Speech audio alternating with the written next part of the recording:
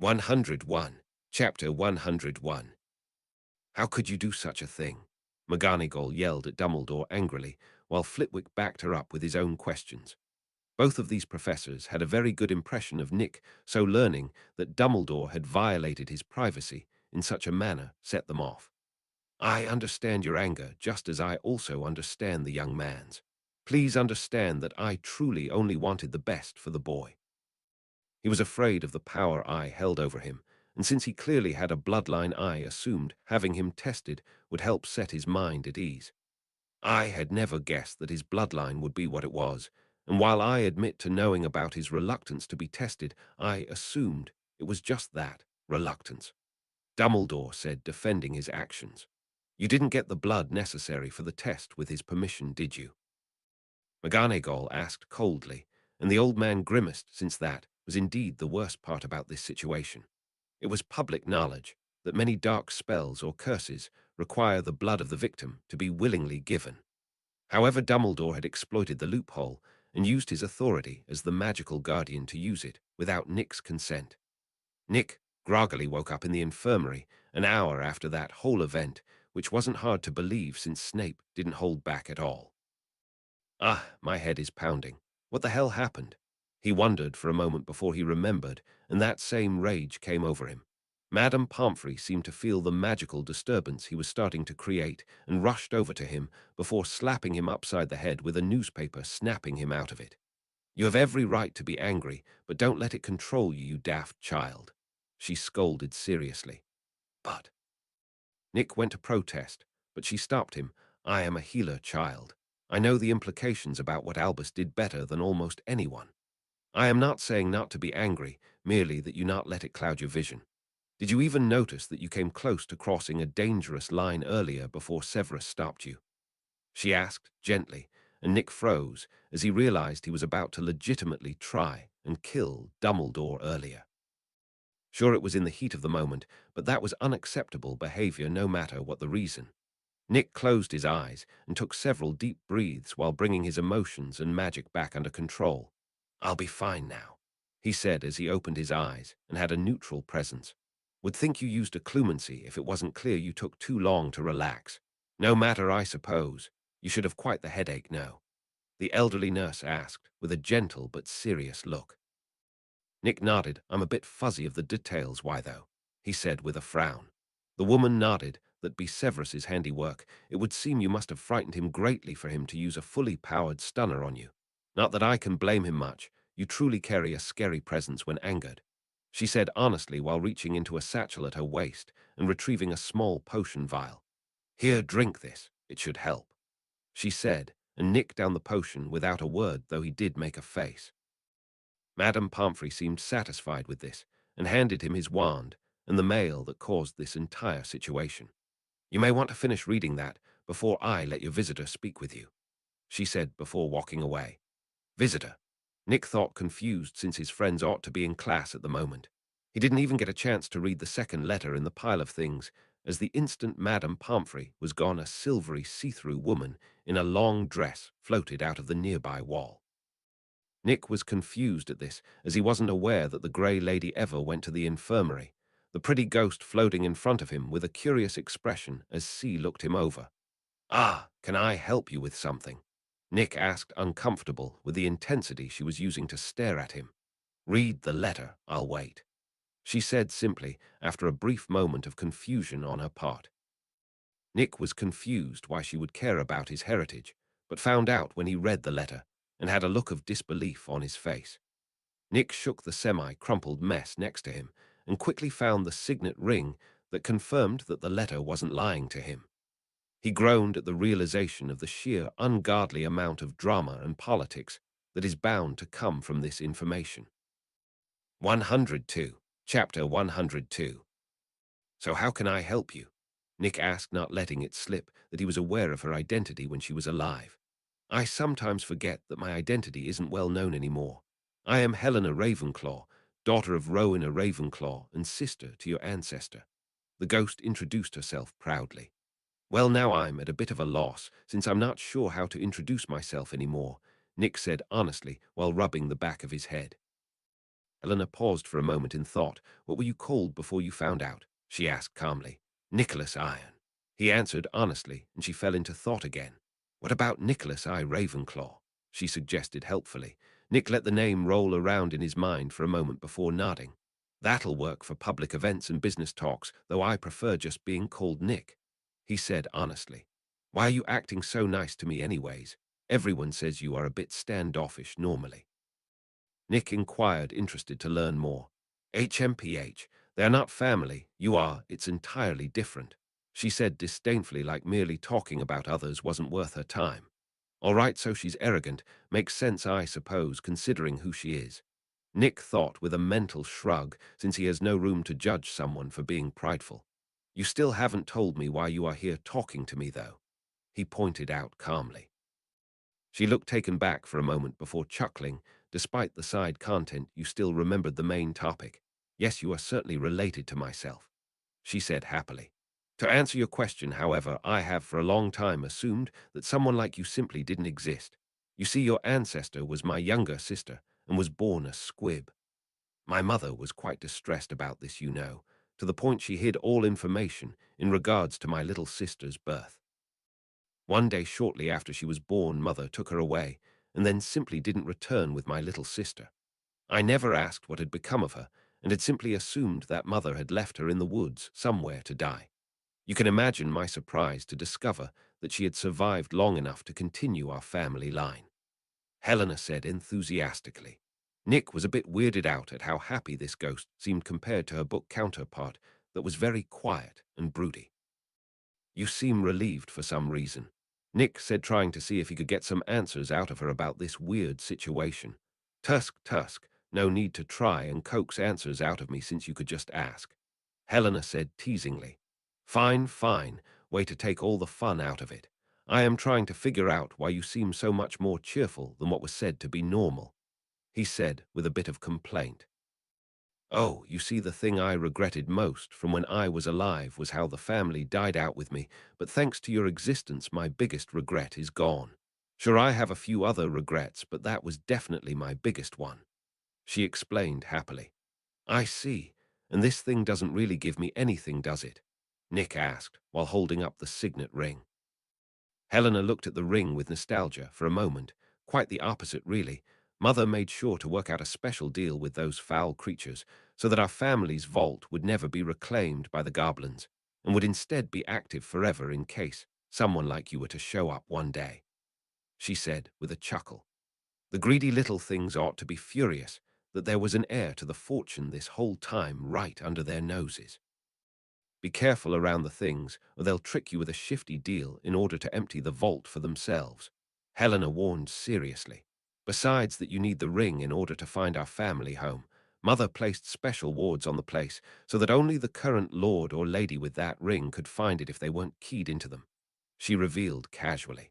After 1,000 years, that house would be rubble by now, surely, Nick said seriously. Ha!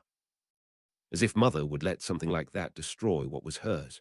No, she instead tied a self-maintenance enchantment to the ley line under the island to keep the house in perfect condition, regardless of how much time passed. I helped set it up, I will have you know, Helena said proudly. Wait, island? Nick asked in surprise. Yeah, if you bring me a map of England, I could point out where it's at, or I could just go with you over the summer to point it out, she said honestly. 103. Chapter 103. I thought ghosts were bound to one specific place, barring special circumstances, Nick asked, confused.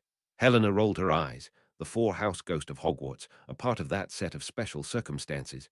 Besides, ghosts can go anywhere they had been when they were alive freely, she said with a smirk. Enough about me. Let's talk about you. There has been so many rumors about you going around the school. How many are true? She asked eagerly as she shifted in mid-air to a different position. Nick shrugged. I don't listen to rumors, so I have no clue, he said honestly. This back-and-forth conversation continued for a couple hours before Madame Pomfrey kicked both of them out of the infirmary since Nick had already recovered. Nick had calmed down thanks to Helena's company, but this didn't mean he wasn't going to get back at Dumbledore for his actions. He knew exactly what would be perfect for this as well, since it would strike the man where it hurt the most, his reputation. Nick went to his workshop with Helena following right along, because as a ghost, she has literally nothing better to do besides haunt him. Something interesting happened, however, while she was messing around trying to grab his tools, as she actually picked one of them up. This caused but her and him to freeze in disbelief before she cackled like a madwoman and swung the tool she picked up around eagerly.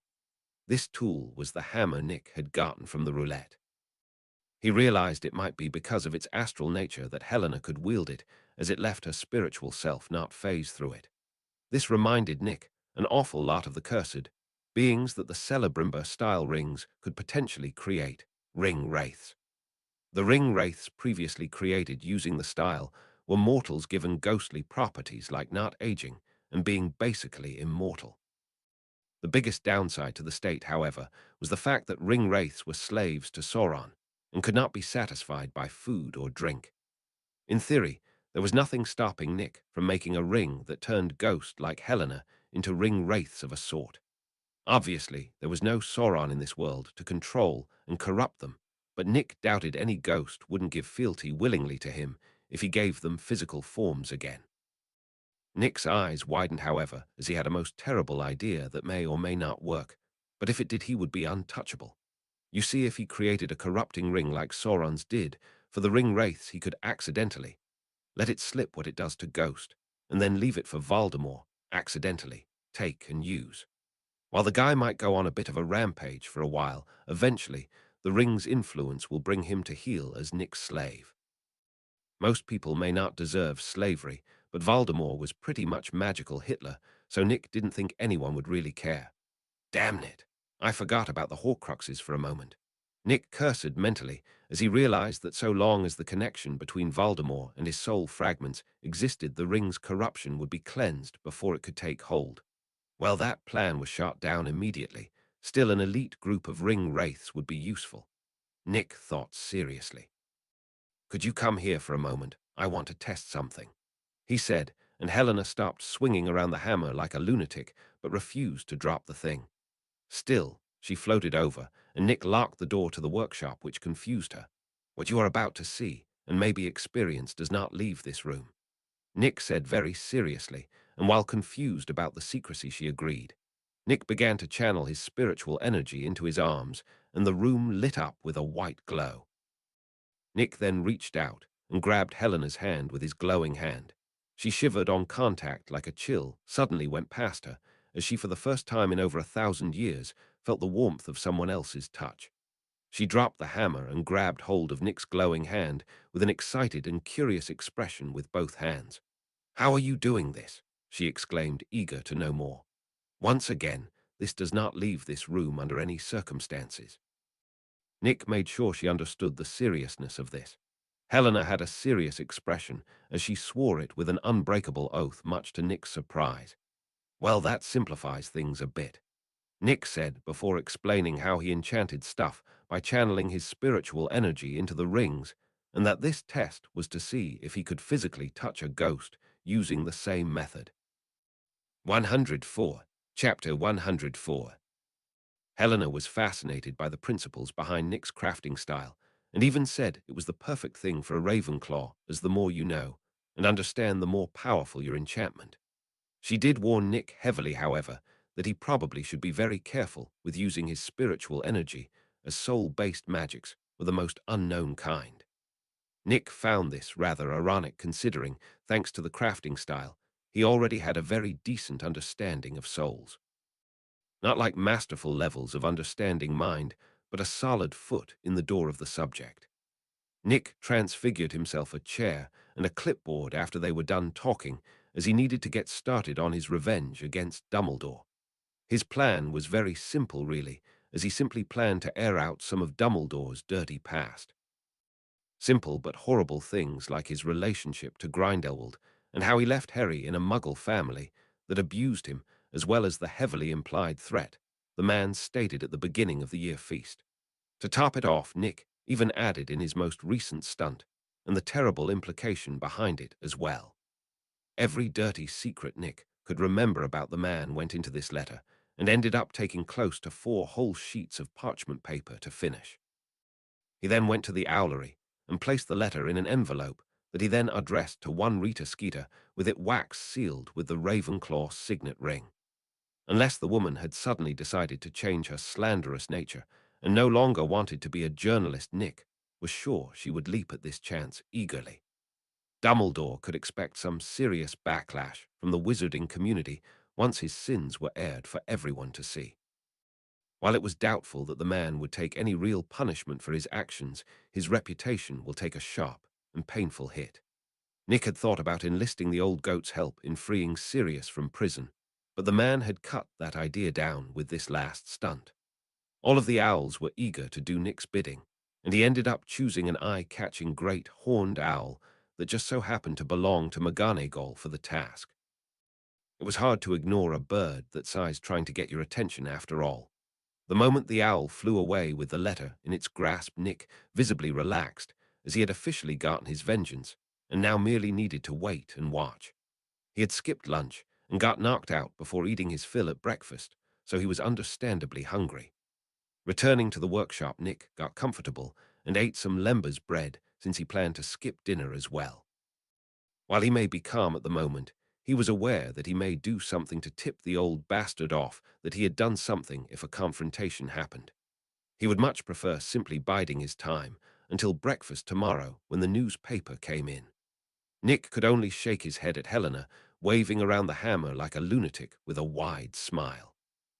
He didn't mind her holding the thing, since it was useless to anyone who wasn't him, thanks to the fact that unless specified otherwise, anything he gets from the system was bound to him exclusively.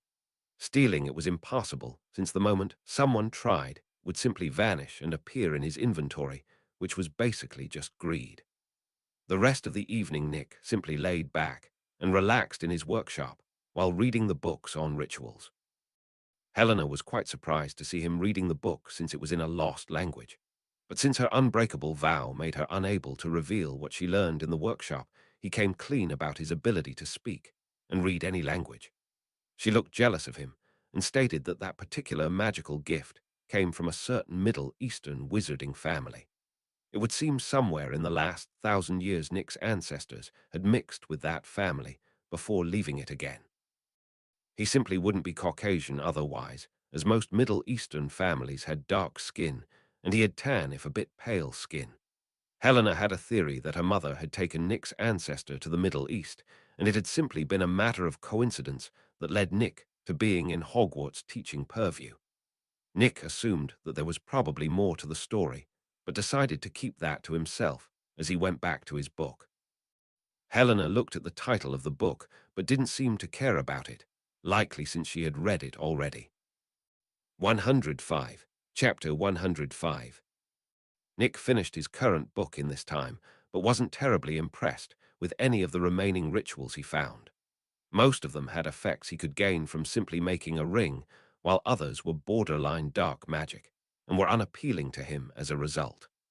The reason Nick didn't just enchant a ring to do the things that his list of rituals did was simply because he either didn't know how they did so, or it was simply a waste to do so. Why make a ring to see in the dark when a short ritual later, and you can do the same thing without the possibility of someone stealing it? It wasn't exactly a hard concept to grasp, all things considered, and while collecting the ingredients for the ritual seemed tedious, it was a small price to pay. Nick turned into bed at 8:00, so that he was already long asleep by the time his housemates realized he was in the dorm. He wasn't surprised to see a certain elf in his dreams once he drifted off to sleep. I will not judge you for your anger, as it was justified, but that woman was correct in that you mustn't let it control you. It is easy to cause our emotions to bleed over into our work as we channel our spirits, he said seriously. I know. It's one of the reasons I took my revenge so quickly rather than making the man suffer for his actions, Nick said with a sigh.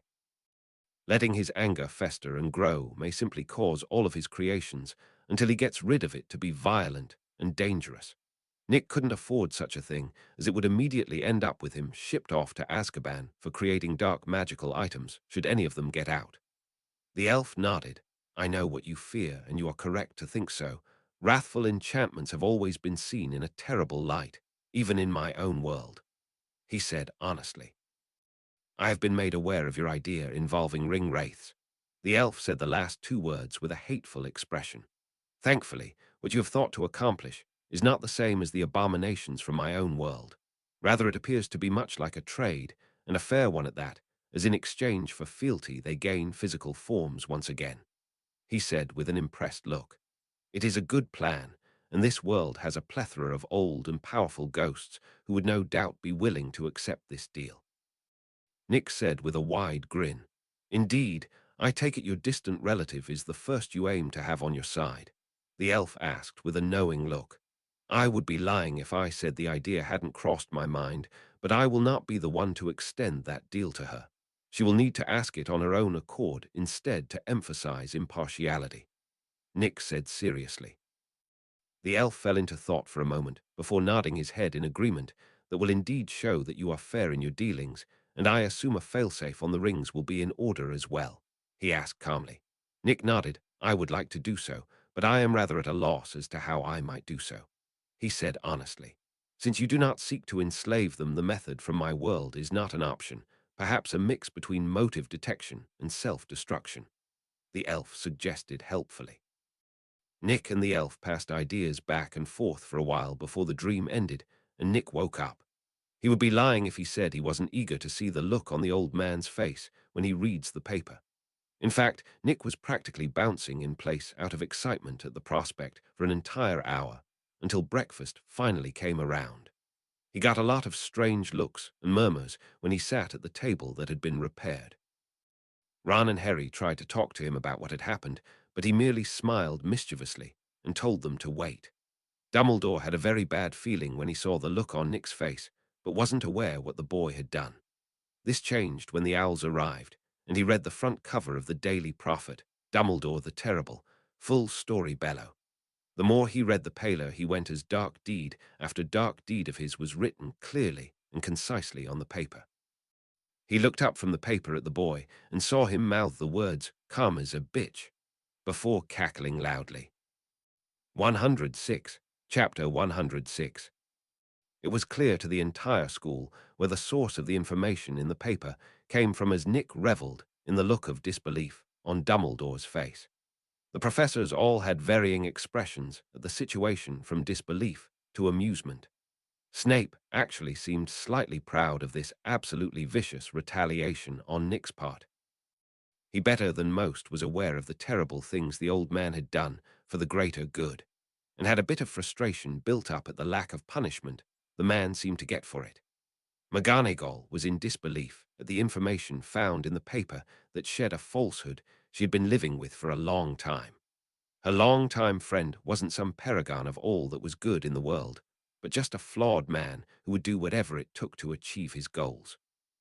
She had been in denial about the things she had seen the man do over the years, since he always said it was for the greater good. But the things in this paper were simply dreadful. The worst, in her opinion, was Harry himself, as she always assumed that he was well taken care of, but now knew the truth. Flitwick was enraged to see the things written in the paper, as unlike the other professors, he had never involved himself in the goings-ons of the world past the paper, and so only had the gossip of students and personal interactions with others to go off from.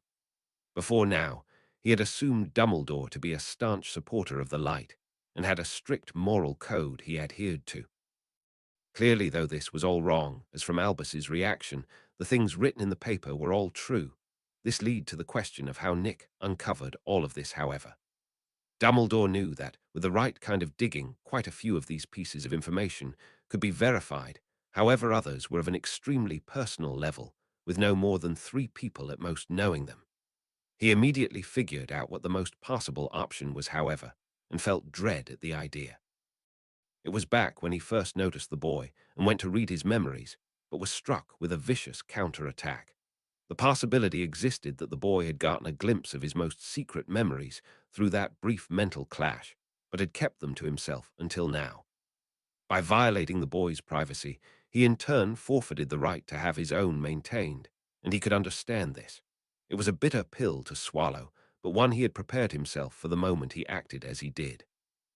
Dumbledore wouldn't deny that this truly was a painful blow to his person, and might be one he would never recover from, but the same could be said of what he did to Nick, and so he considered them even. Nick was in a fantastic mood after the announcement in the papers came out, and Dumbledore got a taste of his just desserts. "How do you know all of this, mate?" Ron asked, curiously, since it was clear Nick had been the one to tip off the press. "I will keep to myself, though I will say that if you look closely to the records of the past, proof of what is written, there can be found," Nick said with a wide smile. "After what he did to you, I'd say he deserves this." One of the twins said honestly from nearby on the table, and most of the table nodded in agreement. After breakfast was over, Nick made sure to get the twins' help to head into the Forbidden Forest without getting caught. "Now, why would a ickle thirsty like yourself need to go there?" one of them asked with an amused expression. "Quite hard to believe it is dearest brother of mine," the other said with the same expression. "I need something not exactly easily obtained for a project of mine that can be found there, so will you help me or not?" Nick said impatiently. "Don't get your knickers in a twist, mate, we'll help you," one of them said before they both broke out into wide smiles, for a price of course. They both said at the same time. Nick shrugged and removed 10 golden coins from greed. "I assume this'll suffice," he said neutrally. Nick may be a greedy individual, but that was only because money gets things done, and with enough money few things are truly a problem. As a result, if he can simply part with a sum of money for a much more valuable service, he had no problem at all doing so. 107. Chapter 107. "That'll do nicely, yes," one of the twins said as they snatched up the coins eagerly. "I've done my part, now it's both of yours." Nick said all business.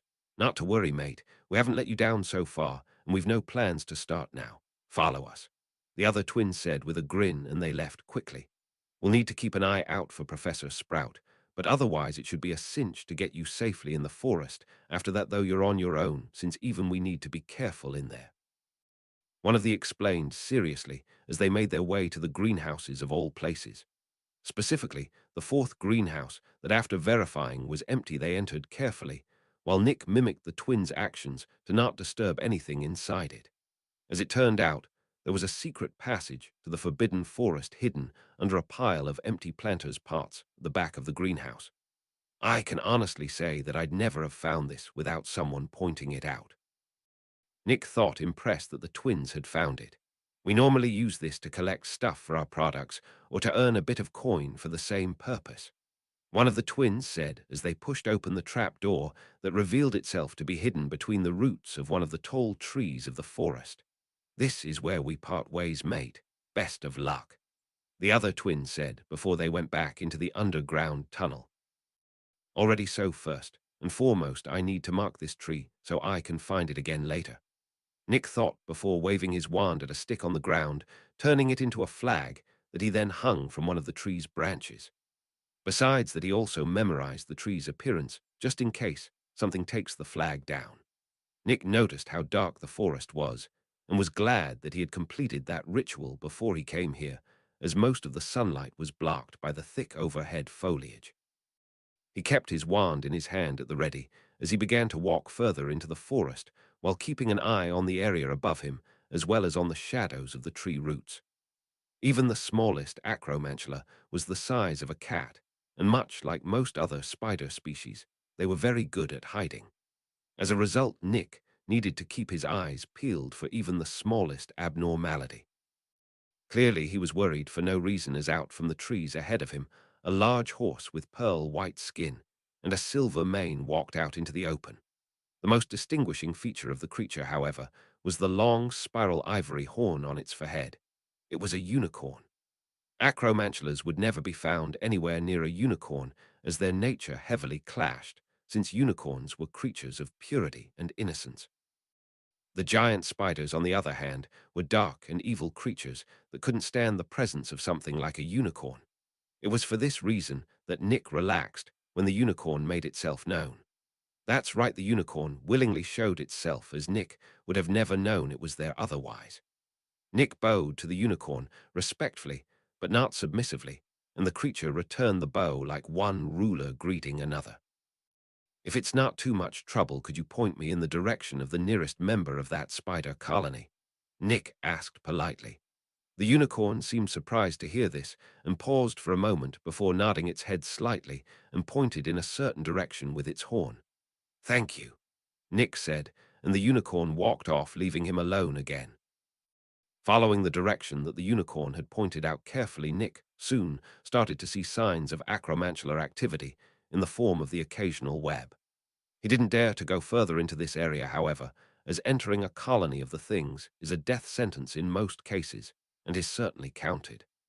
Thankfully, he didn't need to go deeper, as he immediately noticed a figure slowly, but surely creeping towards him from the top of a nearby tree. Acting like he didn't notice it, Nick turned to walk away, and the figure paused for a moment, as if conflicted about whether to follow him away from the colony's territory. But it seemed that greed and hunger won out over logic, as it still did so. Nick didn't walk fast, but he still managed to gain quite some distance from the colony's territory before he launched a sudden surprise attack on the figure stalking him. 108. Chapter 108. "Glad," he spoke firmly, and an arm-thick bolt of electricity flew forth from the tip and struck the figure, all while ever so briefly illuminating its true appearance. It was a creature similar in appearance to that of a brown huntsman spider, but the size of an adult man. The acromantula hissed in pain and seized up, causing it to fall to the ground with a loud thud, but was clearly still alive.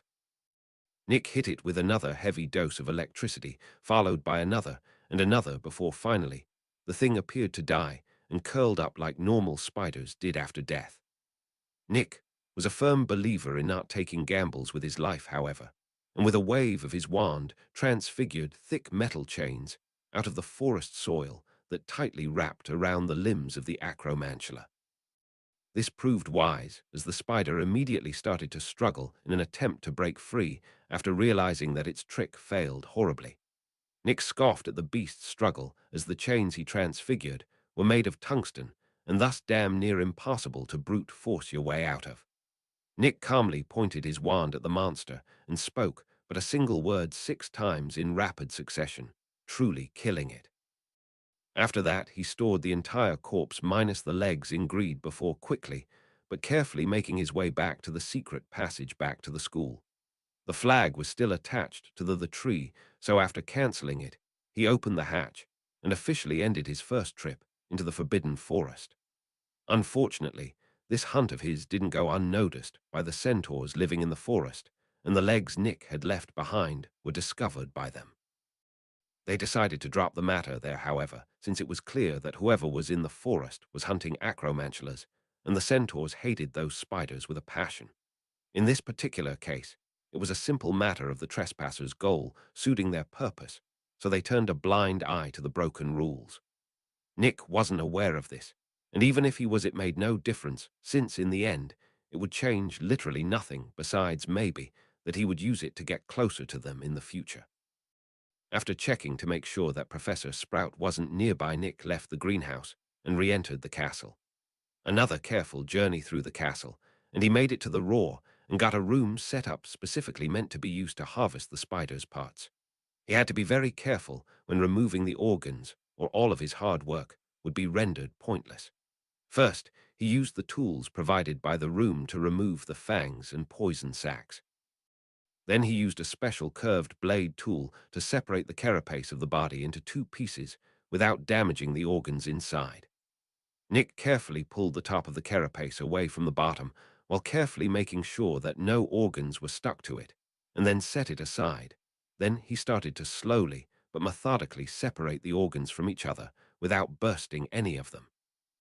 He stored the heart away in a special preservative potion before having the room conjure up a list of all the useful parts that he had left and preserving those as well.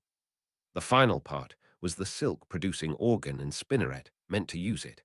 For this, he used transfiguration to weave the fluid into a thin but strong non-sticky thread, which he then stored in greed. This single spider gave him a single large spool of silk, which wasn't enough to make a set of clothes, but would certainly be perfect for fastenings or decorations. Nick directly incinerated the remaining parts of the spider that served no purpose for him before leaving the room and heading for the Great Hall after a quick tempest charm told him lunch was soon.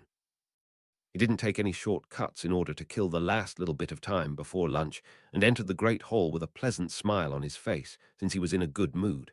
Harry and Ron greeted him as he sat down to eat, and he returned the greeting happily. "What's got you so cheerful?" Ron asked curiously. "I've just been having a good day is all." Nick said honestly. "If you say so, still got any plans for the rest of the weekend?" he asked calmly while stabbing a sausage with his fork. "Got a bit of research I need to do, but other than that I'm totally free," Nick said while grabbing a couple finger sandwiches. 109. Chapter 109. "What sort of research?" Ron asked curiously. "Mind arts, occlumency, legilimency, confundus, stupefy and obliviate, that sort of thing. I suppose it should go without saying, but the blood used to discern my heritage wasn't given freely, and I'd like to prevent similar incidents," Nick said while making sure to keep his anger in check. He may have vented out his wrath with his revenge, but that didn't make talking about the topic a calm affair. "Aye, that was a right foul thing to do on the headmaster's part," Ron said seriously. No one found Nick's interest in the mind arts unusual, considering the method Dumbledore used was pretty obvious. Meanwhile, in the Austrian mountains, a single half-destroyed castle stood almost seeming to be abandoned, but the truth was far different. Dozens of powerful wards covered the area, and an entire 5-man squad of elite auras patrolled it seriously at all times. Despite this, however, there was only a single person who resided within the castle's walls. An old man with heterochrome eyes and short, neatly combed hair that failed to match the wild, long beard that covered his lower face. The old man had narrow, but not quite skeletal features, and a sort of peaceful smile on his face at all times.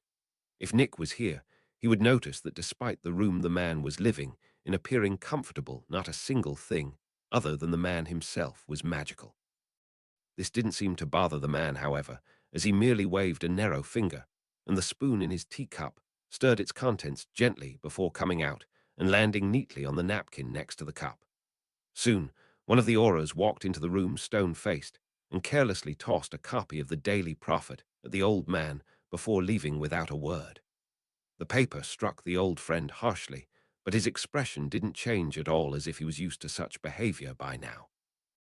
Looking at the headline of the paper, the man quirked an eyebrow in interest before reading the article curiously. Once he was done, the smile on his face widened, and he chuckled a dry and raspy sound due to not having spoken for a long period of time. "It seems you've angered a rather resourceful little fellow, my old friend. How interesting." The man spoke to no one, but his dry, raspy voice still seemed to linger in the air. "Perhaps I might pay this young man a visit. After all, I am ever so bored at the moment, and he seems rather amusing." The man mused out loud before laughing uproariously. The auras heard the man's laughter from outside the castle, and one of them asked, frustrated, "Why don't they just kill the monster rather than keep him locked up here where he might escape?" The aura leading the squad sighed, hearing his teammate's question. "It's not that they don't want to kill him, but rather that they can't, since even with all these restrictions, he is still powerful enough to kill all of us easily," he explained seriously. "It is only due to a deal that Grindelwald has with Dumbledore that the man even sits here quietly without any trouble," the leader says darkly. "Then why are we needed?" the other aura asked angrily. "We are not here to make sure that Grindelwald doesn't escape, but to warn the rest of the world if he does," the leader says sternly, and the entire squad has dark expressions hearing it, but doesn't argue.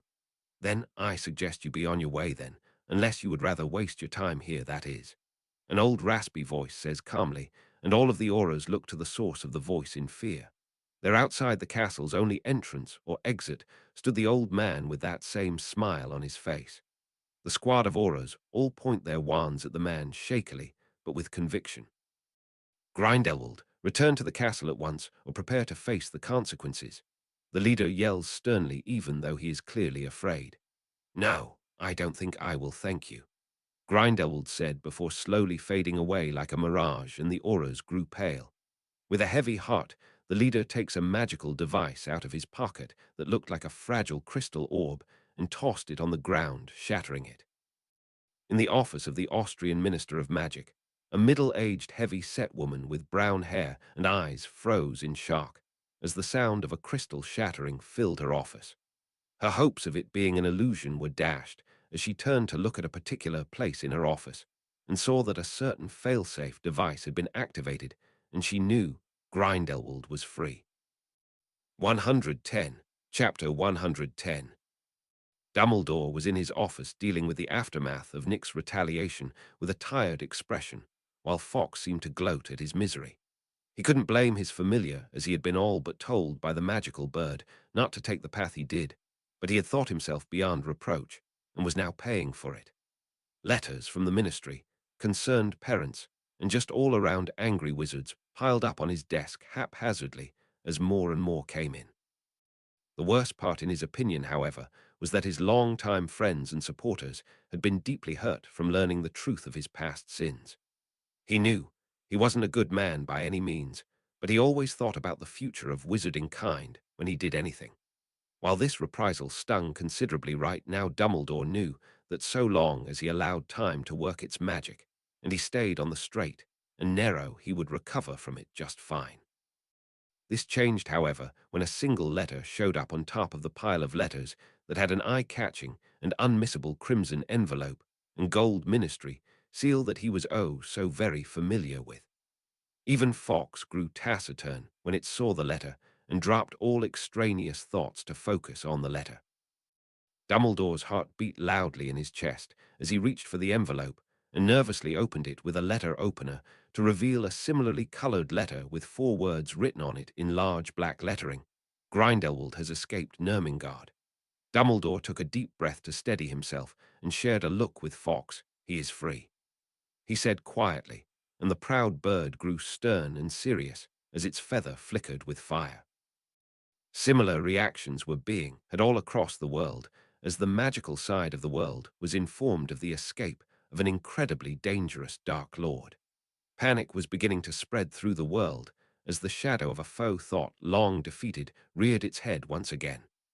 Meanwhile, Nick was totally unaware of what his actions had unleashed upon the world with his revenge, but he will soon. He sat at the table and ate his food casually while chatting with a couple of his friends about what they should do for the rest of the weekend. Nick was all but tackled by Tracy after lunch as she repeatedly made sure that he was all right and that Dumbledore hadn't tried to retaliate for his retaliation. Nick gently peeled the girl off of him with a sigh and an impressive show of strength. "I'm fine, Tracy. I already have something in mind to ensure that this doesn't happen again," Nick said reassuringly. He then explained how he was going to research the mind arts before creating a ring to protect him from them, or at least give him enough time to protect himself. "Would that even work? Not that I think you are lying or anything, but that sounds really powerful, and we are only first years," Tracy said doubtfully. "I admit that I may need to overdraft myself a little to make a decent version of the ring, but I can't stand the thought of something like this happening again," Nick said seriously. "Don't try to shoulder all the burden. You have friends who can help," Daphne interjected sternly, causing everyone to look at her in surprise. She gained a hint of red in her cheeks at their gazes and looks away embarrassed. "She's right, mate. We have your back if you need it," Harry said honestly, and Ron agreed. Nick was honestly and truly touched at the sentiment, but he also felt bad because of his future plans involving them. He decided to scrap those plans after hearing this and began to make new ones that will definitely fuck with the canon timeline irreversibly. "First things first, though, I need to protect my mind," he thought seriously. "I promise not to try and take on the world alone. They're happy," he asked with a smirk. Harry also had a smirk on his face. "It'll do for now, I suppose," he said jokingly. "Now that that's out of the way, Ravenclaw, huh?" Tracy said teasingly, and Nick groaned. Yes, yes, get it all out of your system now," Nick said sarcastically. "Come on, you are practically royalty with a bloodline like that. You should have seen the look on Draco's face when the news was announced. He turned the same shade as his robes," Tracy said excitedly. "I'm sure that was quite a sight indeed. Sadly, I was unconscious thanks to your head of house," Nick said regretfully. He didn't blame Snape at all, and was even a little thankful to the man for stopping him from ruining his future. 111. Chapter 111. Nick hung out with his friends for another couple hours before heading to the library to find as much information on the mind arts as he could. A few people noticed him in the hallways and the library itself, and whispered amongst themselves. Nick ignored them, however, as he was hyper-focused on his goal. He quickly began scouring the bookshelves, starting from the first and making his way back. He didn't expect to find any information on legilimency, occlumency, or obliviate in the normal area of the library, but both stupefy and confundus should be available. He was correct in this thought, as well as he found 2 tomes with information on the spells and their effects. In a surprising turn of events, Nick also found a book on occlumency, as well hidden behind a series of tomes on warts and toads. Satisfied with his finds, Nick found a table in the ancient section out of sight before he started to hungrily devour the information in them. The stupefy charm was sort of similar to getting punched in effect, as it was simply meant to overload the mind with sensory information, making it basically restart itself. The confundus charm, however, was where things got interesting. What it did was stop the mind from creating any new memories while leaving the receiver unaware of their surroundings. Nick had an ugly expression when he saw this information, as it fit perfectly with his memories of a certain moment recently that he seemed to lose a few moments of time. Thankfully, the spell could be blocked with occlumency shields, according to the book. Nick ignored the rest of those 2 books, as it was merely information on attacking spells, and his time was limited at the moment, leaving him unwilling to waste it learning spells he didn't need. The occlumency book was both helpful and not at the same time, due to the fact it did explain how to get started in the art, but was needlessly vague beyond that. Still, Nick grit his teeth and spent the rest of the day deciphering what was basically the ravings of a demented mind. While it was clear that the author knew his stuff, it was equally clear that they wanted to make it as hard as possible for the reader to understand said knowledge. Nick wasn't sure why they would do such a thing, but could only shrug and chalk it up to wizards being weird. Still, at the cost of skipping dinner, Nick finally had a fairly decent base by which he could work with for further research into the mind arts. There was no visit from the elf this night, and Nick slept peacefully. Waking up at dawn on Sunday, Nick stretched and yawned before sitting on his bed and clearing his mind like the Book of Occlumency said to, and began to imagine his magic entering his mind like a fog. This part supposedly took the longest amount of time to achieve, but since Nick could directly control his magic to a degree, he accomplished it easily. The next part, however, was the most tricky, as it was totally different depending on who did it. This was the mindscape phase of occlumency that involved creating a personal representation of your perfect environment in your mind using the magic gathered there. The reason this was tricky in that there was no actually way to know what that actually was until you succeeded. This meant that you had to try over and over again until you succeeded before you could even begin to think about building defenses. Nick was clearly not very lucky, as even with deep introspection on his personality and habits, he failed instantly 5 different times. Volcano, nope. Library, nope. Forge, nope, over and over again, with no signs of even getting close to finding the correct scenery. After an hour of constant failure, Nick could only sign and open his eyes as Ron and Harry had began to stir awake. Despite using occlumency herself, Nick couldn't ask Daphne for advice, since everyone's mindscape was totally different. Still, he wasn't bothered by this setback, as he was willing to put in the work for what he wanted. Nick went straight for the library after breakfast and began to dig through the ancient section of the library and could help but crack a wide grin at what he found. 6 whole books on both legilimency and occlumency, as well as 4 books that cover only a single subject at a time. 10 books on the mind arts was an exceptionally rich amount, considering how rare the information was. It came as little surprise to find that 2 of those books were authored by none other than Salazar Slytherin himself, since he was a notoriously well-versed individual in all aspects of healing. 112. Chapter 112. Salazar Slytherin's books were amongst those that covered both sides of the mind arts, which meant that they could likely be used to heal others if properly utilized. Nick started reading one of these books and was quickly drawn into the startlingly well-documented information written within. He learned from the book that, in fact, both occlumency and legilimency were in fact once the same subject, but had been later split into 2 subjects based on what they could accomplish. Legilimency was the magic of reading and manipulating the mind of others gently. It was a delicate and masterful art that required utmost control. Only amateurs, or those not caring for the mental well-being of others, would brute force their way into the minds of those around them, and Slytherin showed a clear level of detest for such individuals. Occlumency, on the flip side, was the magic of controlling and protecting one's own mind, and was therefore much more forgiving on failures.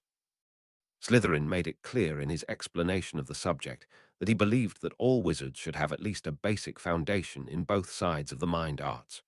The book stated roughly the same information in regards to starting out in occlumency as the previous book Nick read, but with clearer details. The book also recommended learning and gaining proficiency in legilimency before attempting to build one's shields, as it was easier once you were personally aware of the way you could be attacked. To learn legilimency on the most basic level, one needed to understand which form they were attempting to learn, as there was in fact two variations of the subject, each with their own pros and cons. The first kind was silent legilimency, which was the one involving eye contact but no verbal spell component. This form needed the caster to learn how to both cast spells without a wand, as well as how to project mental tendrils from one's eyes.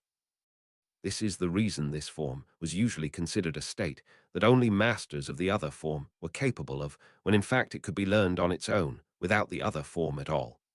The pros were fairly obvious, as it was silent, difficult to detect if not being attacked, and fairly easily initiated. The cons, however, were that it was much weaker than the other form. It was easier to defend against, and it also left one open to retaliation due to the concentration needed. The second form was the one that the art was named from legilimens, and involved using the spell with one's wand as a medium to enter the target's mind. The pros were the stability, strength, and precision afforded by using one's wand to focus their magic. The cons were that anyone in earshot will know what you're doing. It's illegal to use the spell on a person without permission, and it is more draining on the caster's mental strength due to being funneled through the wand. Slytherin went to great lengths to emphasize the benefits that learning the art could have, from helping mental illness to making muggles ignore something they shouldn't have seen. As it turns out, the Obliviate spell was actually created based on this ability of legilimens for wizards who are either unskilled in the mind arts or in a rush. The way the spell worked was by flat-out removing the memory from the part of the mind that remembers stuff, effectively wiping it away. A skilled user of the spell may even do it in such a way that the target doesn't even realize that those memories were gone. The Confundus spell, on the other hand, simply prevents the mind from forming new memories, making it perfect for things like entering restricted areas that have guards.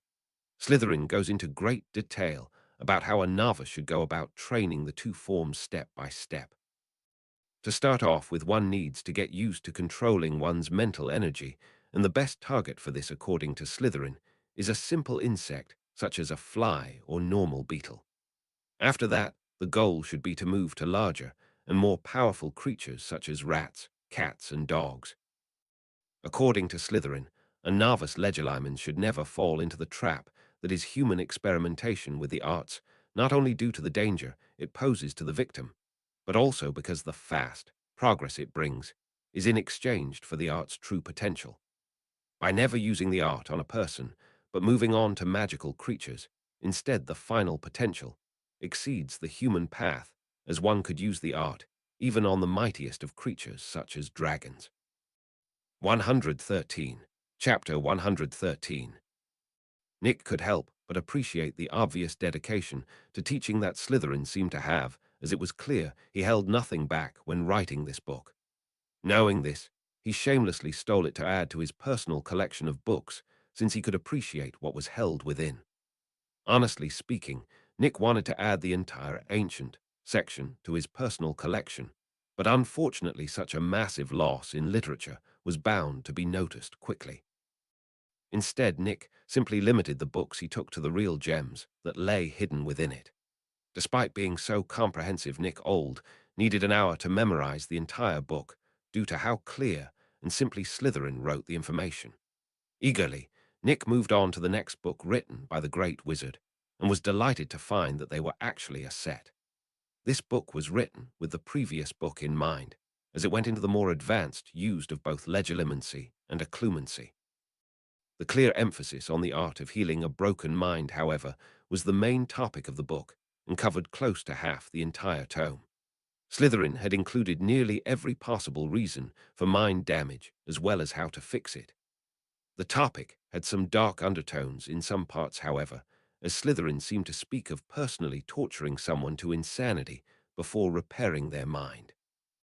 Nick could understand how people may assume the ancient wizard was dark after reading such a thing, but could also tell that the man was likely just brutally efficient instead. Dark wizards are those who delved into the dark arts and lost themselves along the way, while from his writings Nick could see that the man dove into the dark arts in order to help the true victims of it. Nick felt it a pity that clearly none of this information was known, as it may help those driven to insanity in the previous Wizarding War via the Cruciatus Curse. The other half of the book held the advanced tiers of the mind arts, and Nick simply went over the information to commit it to memory, even if it was useless to him at this point. He could only sigh, however, when he went to the other tomes he had found and discovered that they almost only covered the stuff that the Slytherin books did, but in a much more long-winded and convoluted manner. Nick ended simply skimming through those books, since he was mostly getting redundant information. In the end, he went through all of those books and only got a handful of additional useful information on the mind arts that wasn't covered by the Slytherin books. This left Nick with around 4 hours until dinner, so he stored away the second Slytherin book for his personal collection before putting the other books back on the shelf and leaving the library. While maintaining his magical senses to make sure he wasn't tricked again, Nick made his way to his workshop, where he wasn't surprised to find Helena playing with the hammer. "Good evening," the ghost said casually as he walked in before going back to messing with the hammer. Nick politely returned the greeting before sitting against the wall cross-legged and closed his eyes to try and form his mindscape again. While he still failed in all of his attempts, he was beginning to narrow it down, as some of his choices lasted slightly longer than others. So he experimented about exactly what facet of them it was that was correct before moving on to other things with the facet added on. By the end of these 4 hours, he had discovered 3 facets that remained constant between each iteration: the small pond of water, the body-length mirror, and the stars overhead. Slytherin's book did say that one's mindscape was in theory infinite, so Nick wasn't surprised that something like the starry sky without the moon was part of his. What did surprise him, however, was that neither the sun or moon were accepted by his mindscape. Still, despite not making much real progress, Nick was happy with what he had found so far and went to the Great Hall in a good mood, but still careful about ambushes. Dumbledore spoke on this evening, however, and despite Nick's distaste of the man, what he said had Nick put aside any grudge he had. "Students, it with a heavy heart that I must inform you of grave news.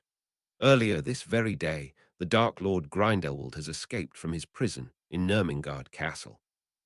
The Great Hall broke into uproar at this information, and Nick noted that Quailmort did not look happy at the news. "I recommend writing to your families as soon as possible so they may prepare for whatever may come of this information, and that if possible you all chip in to help those who would fight the Dark Lord."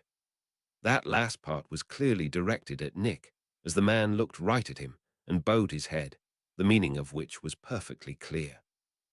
114. Chapter 114. Whatever enmity the two of them had between each other needed to be put on the back burner, while a threat to both of them like Grindelwald was free. Nick might really dislike the old wizard, but even he knew how bad any sort of internal conflict would be at the moment. Nick merely stared the old man down before mouthing the words, "Leave me alone," and turning away. Dumbledore sighed in relief, as Nick had basically just told him that so long as he wasn't dragged into it by him, he would ignore his existence. This was not the optimal outcome, but considering how much he had wronged the boy, Dumbledore considered it perfectly acceptable. Nick meanwhile knew that he needed to increase his power considerably now. This didn't mean not further solidifying his foundation, but rather starting to build on it as well. While his lightning spell was powerful, it was also easily blocked or dodged, as it was very much straightforward in its attack angle. Most spells also fell into this category, but there were exceptions.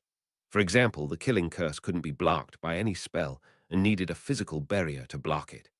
The best defense against the curse was transfiguration, but due to the difficulty of using the art in combat, most simply opted for dodging instead.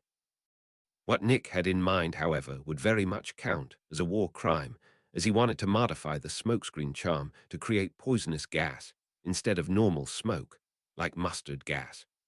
This was definitely chemical warfare, and in Muggle law would get him arrested immediately. The wizarding word, however, didn't have such problems, as the law for self-modified spells was that a ruling had to be made against the spell before it could be banned. This meant that unless he used the spell again after it was banned, he could get away with casting it scot-free. At most, he would be labeled as someone dabbling in dark magic after the ruling, if any ruling was made at all. Even better was that Nick had a very large list of spells that he could modify in some way to make them combat viable. Nick didn't doubt that, with the right effort throughout the rest of this year, he could at the very least make a nuisance of himself to most wizards. Dinner ended, and all the students headed to the dorms while worried for the future. Time passed after that, and besides the fact that astronomy had been moved to midnight on Fridays, everything proceeded as per normal. During this time, Nick hadn't hung out with his friends very much as he was busy making preparations. He of course didn't just ghost them without any heads up, but had explained this to them, so they were very understanding. He had crafted a rather unique piece of equipment during this time that drew a lot of attention, but was easily the most powerful thing he had ever made. Ring name, Bestia Finis grade, rare abilities, auto-sizing, growth, walker charge, outburst, entropic flow description, and loose ankle ring comprised of smaller rings that each harmonize with the others to form a powerful defense ability. This item has no power at the beginning of its creation, but with each step, the wearer takes it stores kinetic energy that can be sacrificed all at once to slow an area of 10 meters around the wearer to a standstill. System appraisal, a powerful single-use protective item created by an up-and-coming ring smith. This was Nick's first attempt at creating a multi-linked enchantment, and it turned out fairly well in his opinion. The ankle ring jingled with each step he took, but that was a small price to pay for what was effectively an instar-stop ability to any attack made on him. The way he created this item was by enchanting each and every individual ring with a separate, incomplete portion of the total enchantment, before finally liking them together to get the sum of its parts. He had also been working diligently on his mindscape for at least 1 hour each day. This paid off as he now had a total of 12 permanent fixtures in his mindscape, and his conjured environments were lasting much longer before totally collapsing. Today was Halloween, and much like in the original story, Ron snapped at Hermione during Charms class, and she finally broke down. Nick was rather suspicious how such a simple thing was what kick-started the events that would follow, with Ron and Harry rescuing the girl and her mellowing out. This hadn't happened yet, but come dinner time, Quirrellmort put on his whole troll in the dungeon performance, and the two slipped off to find her. 115. Chapter 115. Nick secretly followed the two, of course, since if canon events didn't play out correctly, he would step in and save them. This ended up becoming necessary, as what they found themselves confronting was so far beyond them that it wasn't even funny. Standing at 15 feet tall and looking like a tuskless humanoid elephant was the foul-scented troll starting to get angry in the girls' restroom. Nick wasn't 100% sure, but the club it was using may in fact have been a whole tree with no branches or roots. The fact that the troll was swinging such a thing around like it was light meant that getting hit with it would likely place one's name on the obituaries the next day. While Harry and Ron proved willing to give it their all to rescue Hermione, a can-do attitude meant nothing in the face of a literal tree flying towards you fast enough to displace a large portion of air. Left with either seeing Ron get turned into a red smear or interfering, Nick quickly waved his wand, and from a distance shrunk the club enough that it would just so happen to not reach Ron. No one noticed this in the heat of the moment, however, and Ron, via a moment that can only be described as plot armor, levitated the club over the troll's head before dropping it right on top of its skull. Nick was sure that the only reason the thing hadn't died was because of the frankly scary amount of durability the trolls had innately. Before he got caught by anyone, Nick quickly left the area via a nearby shortcut. It was quite the piece of gossip the next day when the story was passed around the school, since Ron couldn't seem to keep his mouth shut. Nick, of course, played his part as a supportive friend and didn't mention that Ron would be dead right now without his intervention. It wasn't an instant change in Hermione, but she slowly let go of some of her uptightness over the next couple days. She was still not happy with Nick, but she didn't actively seem to have an issue with him, which was good progress in his opinion. Things got quite awkward when she joined Nick's little group of friends without an invitation, but most of them simply followed Nick's lead by not minding all that much. The day after Halloween, Ron and Harry noticed Snape limping and thought that he may have had something to do with the troll the night before. "That ridiculous. Why would he?" Tracy said in disbelief. "I'm telling you he was fine yesterday, and now he's limping about the place. It can't be a coincidence." Ron argued sure about his idea. "You have to admit it's kinda suspicious," Harry said, backing Ron up. Even Hermione looked convinced at the argument, as all the facts seemed to line up. Nick decisively stayed out of it and acted like he was far more interested in the architecture than the conversation. This was of course noticed, since Ron couldn't understand social cues to save his life, and he asked Nick what he thought. "I think I have enough problems to worry about that occupy my thought than to be trying to gossip about everyone's most hated professor," Nick said with a shrug. Ron gaped at him for a moment before nodding his head in agreement and dropping the conversation in favor of the upcoming Quidditch game. Harry had a couple months to adjust to the game, so he was now going to be sent into his first real game in a couple days. He was rather nervous, of course, and hoped he wouldn't get stage fright since the whole school will be watching. "You'll do great, mate. Just you wait," Nick encouraged, and the rest joined in, which brought a smile to the boy's face. "Best part is that I know of a trick that may help you out in a pinch," Nick said with a grin. Harry tilted his head slightly in confusion. "But I can't use my wand in the match. It's against the rules," he said seriously. Nick scoffed. "You think I don't know that? No, the trick is a Quidditch exclusive known as a launching boom," he said, and both Tracy's and Ron's eyes grew huge. "Are you trying to get him killed?" Ron exclaimed in horror. "What's a launching boom?" Harry asked, not understanding the reference. "Okay, so basically, if at any point in the game you need to suddenly go much faster, for a moment you lean forward ever so slightly on your broom, but not enough to actually move. Then you will feel the energy building up in the broom, and the moment you fully push the broom to actually accelerate, it will instead go extremely fast from the built-up energy," Nick explained seriously. 116. Chapter 116. What he didn't tell you is that most people who try to use the technique end up losing control of their brooms and crashing hard, Tracy said seriously. Nick scoffed. "Bah, Harry's a natural on a broom, and I'd sooner expect to see Snape in a tutu than him to lose control of his broom over something he did," Nick defended, while also secretly implying that someone will need to be attacking Harry if his broom goes postal. No one realized this, but didn't argue with him about Harry's talent, as they have all seen it, though they did convince Harry to hold off on the technique until he could practice it first. Nick split off from the group after an hour or so of hanging out, as per his usual habit, and headed towards the workshop calmly. He had finally adjusted to the massive amount of magic in the air of Hogwarts already, so he basically never turned off his magical senses anymore at this point. He hadn't done the ritual of reflex, yet due to the unforeseen problem on the end of his elven transformation. As it turned out, a small change to his physical body, like with the ritual of Night Eye, was fine, since it didn't affect him much. The ritual of reflex, however, was problematic, as it optimized his entire reactionary system in his body, and that, as it turns out, was a very big change. Nerves, muscles, and signal speed was all overhauled by the ritual, and if his physical transformation clashed with the ritual's effect, he could end up in agony at best and dead at worst. Needless to say, that was not something he was willing to risk, and had as such pushed the ritual back until his transformation was complete. Pushing the door to the workshop open, Nick saw Helena carefully painting on a canvas with his hammer that had a brush stuck to it. "Evening," Helena, he said, and she merely waved her free hand at him without looking away from her work.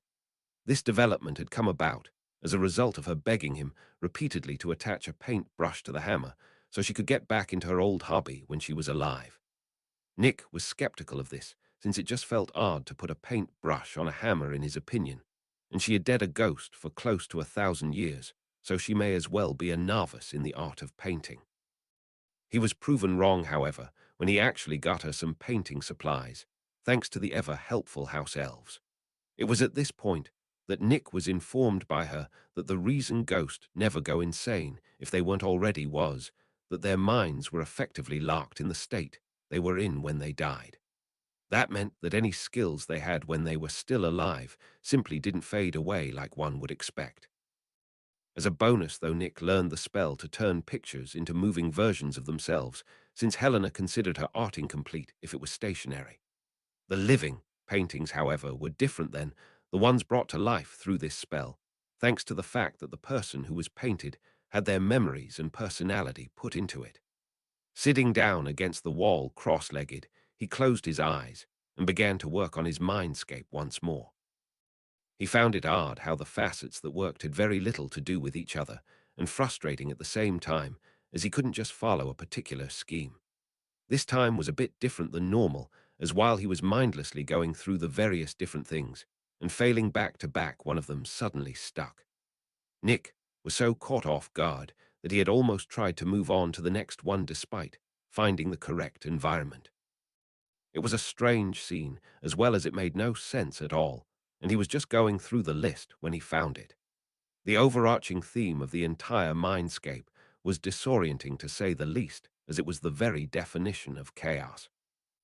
Besides the facets nearby, the entire scene was a strange mix of floating islands, inverted trees growing from the sky, liquid fire that behaved like water, and slow lightning that was shifting and changing based on rules he simply couldn't understand, other than the fact that it was all wrong, illogical. Nick didn't even move on to the next step of occlumency, as he was too lost in whatever the fuck it was that he found himself in. Not even gravity seemed to work, as he could walk up the sides of the islands and across the fire water like it was solid ground. 117. Chapter 117. He left his newly formed mindscape in a daze and needed a few moments to sort of reboot mentally, ironic, and check the time. 10 minutes till 6, which meant that it was time to head over to the Great Hall for dinner. It should be noted that ever since the dinner where Dumbledore had announced the escape of Grindelwald, the man in question had simply not shown up at all anywhere for some reason. It made the entire wizarding world nervous, as they all assumed that he had some horrible plan in mind and was waiting for the perfect moment to spring it. Nick had a different theory, however, that the old Dark Lord was focusing on restoring his previous power after having been stagnant for the last 50 years. This was what Nick would do in that same position, as it would be rather foolish to make a spectacle when weak. This actually reminded Nick of a rather large headache he had been putting off since his bloodline was revealed. He had gotten no less than 20 marriage proposals from various pureblood families that he had been ignoring. He barely understood the politics behind the things, and as a result, hadn't sent any replies at all. The most awkward one, however, belonged to none other than House Greengrass, and basically all, but offered him the world in exchange for marrying into that family. Daphne insisted that it wasn't her idea, and he believed her due to how horrified she looked when he showed her. Marriage between friends wasn't uncommon, but the fact was that neither of them was actually interested in the other party in that regard, though that may be more to do with them being 11 than anything else. Nonetheless, it made things rather tense between Daphne and her family, as they hadn't withdrawn the proposal even after she confronted them. Ron's family, however, had instead sent him congratulations, and even a thank you note for being friends with Ron. Nick couldn't help but be a little jealous of his red-headed friend, as it was clear that his family truly cared, even if they couldn't show it in any monetary way. Speaking of money, Gringotts had started to send Nick letters with information on all the properties and debts that the Ravenclaw family was owed, as well as the vault balance. Surprisingly, there was a few properties that belonged to the Ravenclaw family still standing, or being occupied by others due to the lack of known owners till now. Exactly four, to be precise, two castles, one forest, and an entire island that had been unaccounted for till now. Despite the family having been basically long considered dead, the businesses who owed the Ravenclaw household money had paid up until they went out of business for whatever reason, so there was a crazy amount of money sitting in the vault. Like I burn money to stay warm at night, sort of money. It was rather overwhelming, really. By far the worst part about the public nature of the reveal, which he got Snape back for thanks to the twins, was that the entire British wizarding community was scrabbling to get his favor. Nick had gotten letters from even the Minister of Magic, Cornelius Fudge himself, seeking the massive politic clout that an heir to a Hogwarts founder had so long as they didn't do something to ruin it. This had actually been the reason the Gaunt family was so destitute before a certain person killed off all the others. The family was notoriously high-handed and well known to delve in the dark arts freely.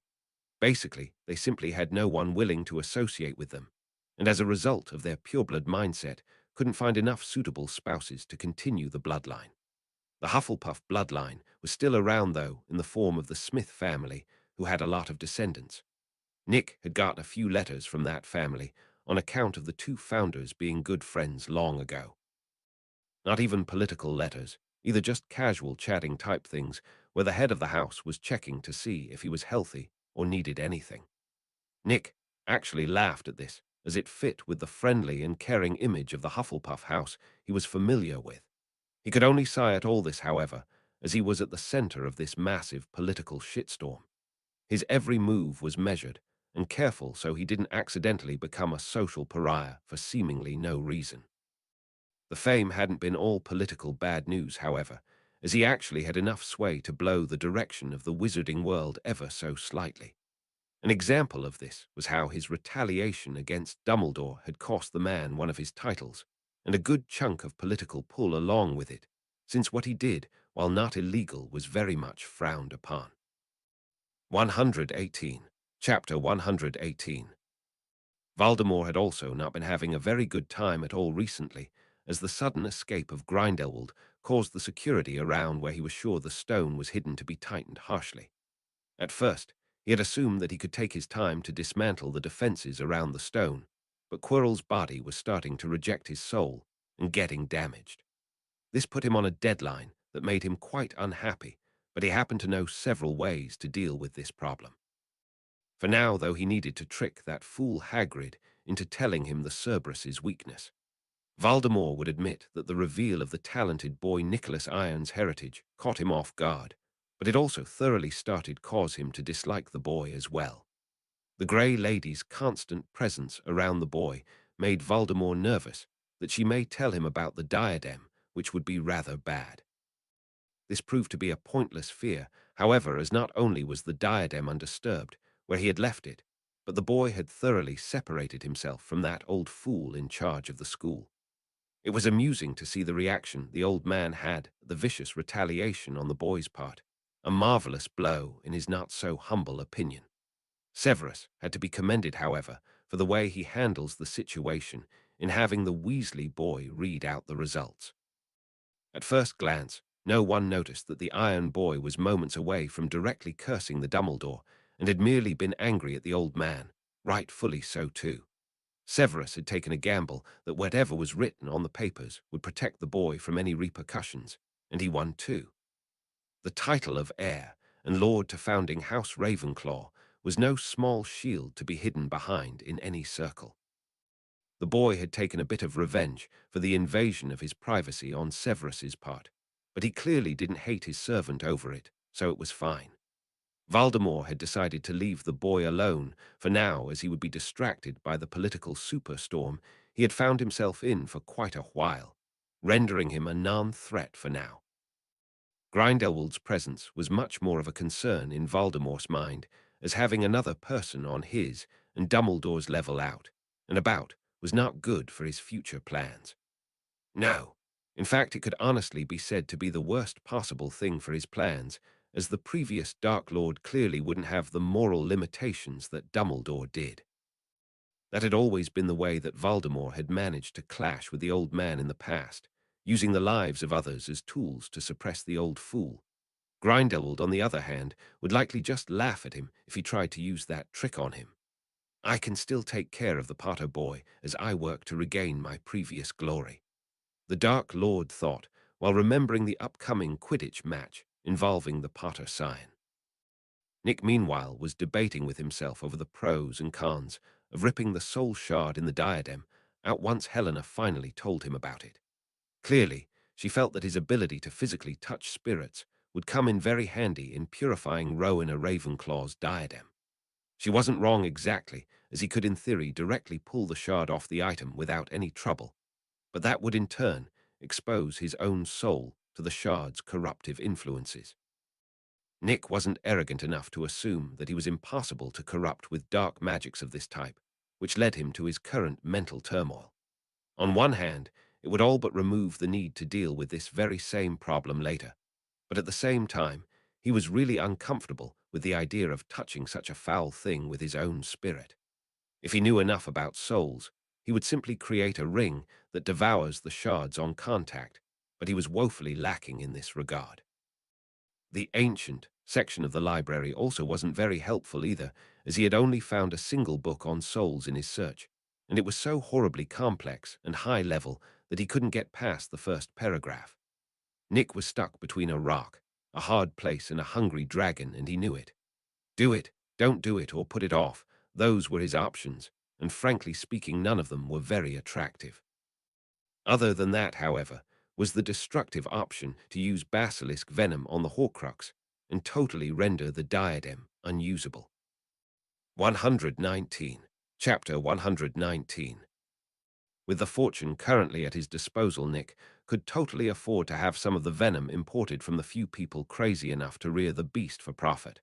Whatever, I'll deal with this whole issue later, he thought as he walked towards the Quidditch pitch calmly. It was a brisk and chilly day, but Nick didn't mind the cold as his winter clothes were fairly thick. This game was the first of the season and was played between Gryffindor and Slytherin. As a result, however, Ron and Hermione were on an entirely different stand than Tracy and Daphne, who came to cheer for their own team. "Bloody hell, Nick, how are you not freezing?" Ron complained, while shivering despite his own set of winter clothes. Nick rolled his eyes and pointed his wand at Ron. "Souls Calla," he said, and Ron sighed in relief as the warming charm took effect on him. Hermione, meanwhile, was holding a closed glass jar with a bright blue flame in it. Bluebell flames, not usable for crafting due to their low temperature, but perfect for staying warm, Nick said off-handedly while nodding his head at the girl politely, which she seemed to appreciate. "What about your spell? I didn't find any like it in the library," she asked curiously. Nick grinned. It's a modification on a little-known warming charm meant to stick to someone rather than simply hit them with some hot air temporarily, he said with a chuckle at her pout. The girl may not be constantly trying to compare herself with him, but it didn't mean she didn't still have a competitive streak that showed whenever she was shown up. Nick's spell was clearly the superior one between the two of them, as it didn't require a jar like hers did. Still, Hermione wasn't stubborn enough to insist on using her own spell when there was a better option. "It's like this." Nick saw her about to ask about the spell, so he shared it with her without any problem, so it came as no surprise that she grasped it immediately. It wasn't an overly complicated or even impressive spell, as there was nearly 100 different warming charms that had been made over the years. This one wasn't anything special, so Nick didn't mind passing it out, which he ended up having to do anyways, since the rest of his housemates got jealous. Soon enough, though, the match officially began, and there was a tense stare down between the Slytherin team and Gryffindor team, while Madame Hooch stood between the two teams and dictated the terms of the match.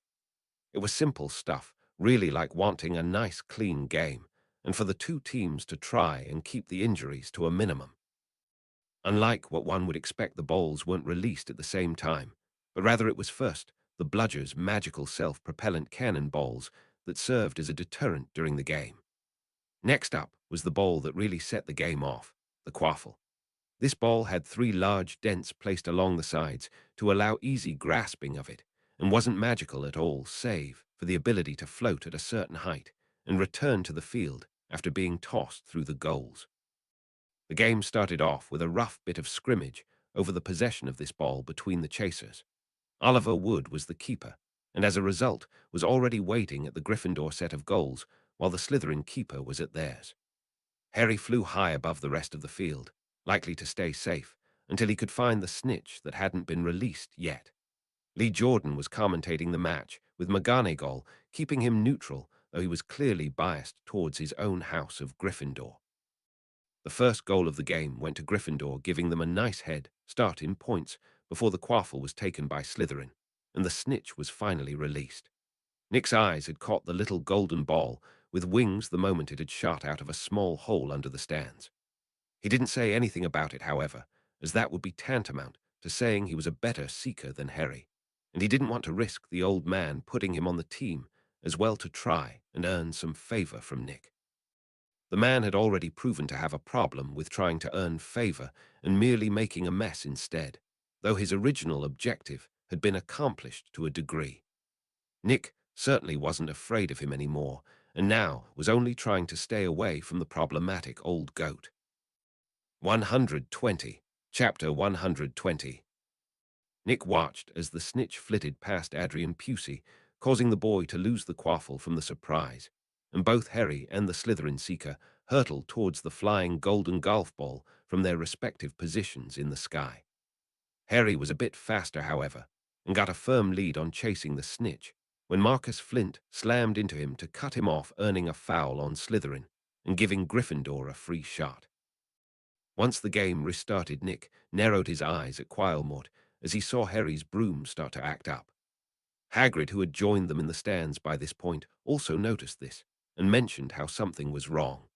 Hermione, being the ever-reliable person, she was pointed out how Snape was staring at Harry from the adult stands and muttering something before wanting to rush off to do something only to be stopped by Nick.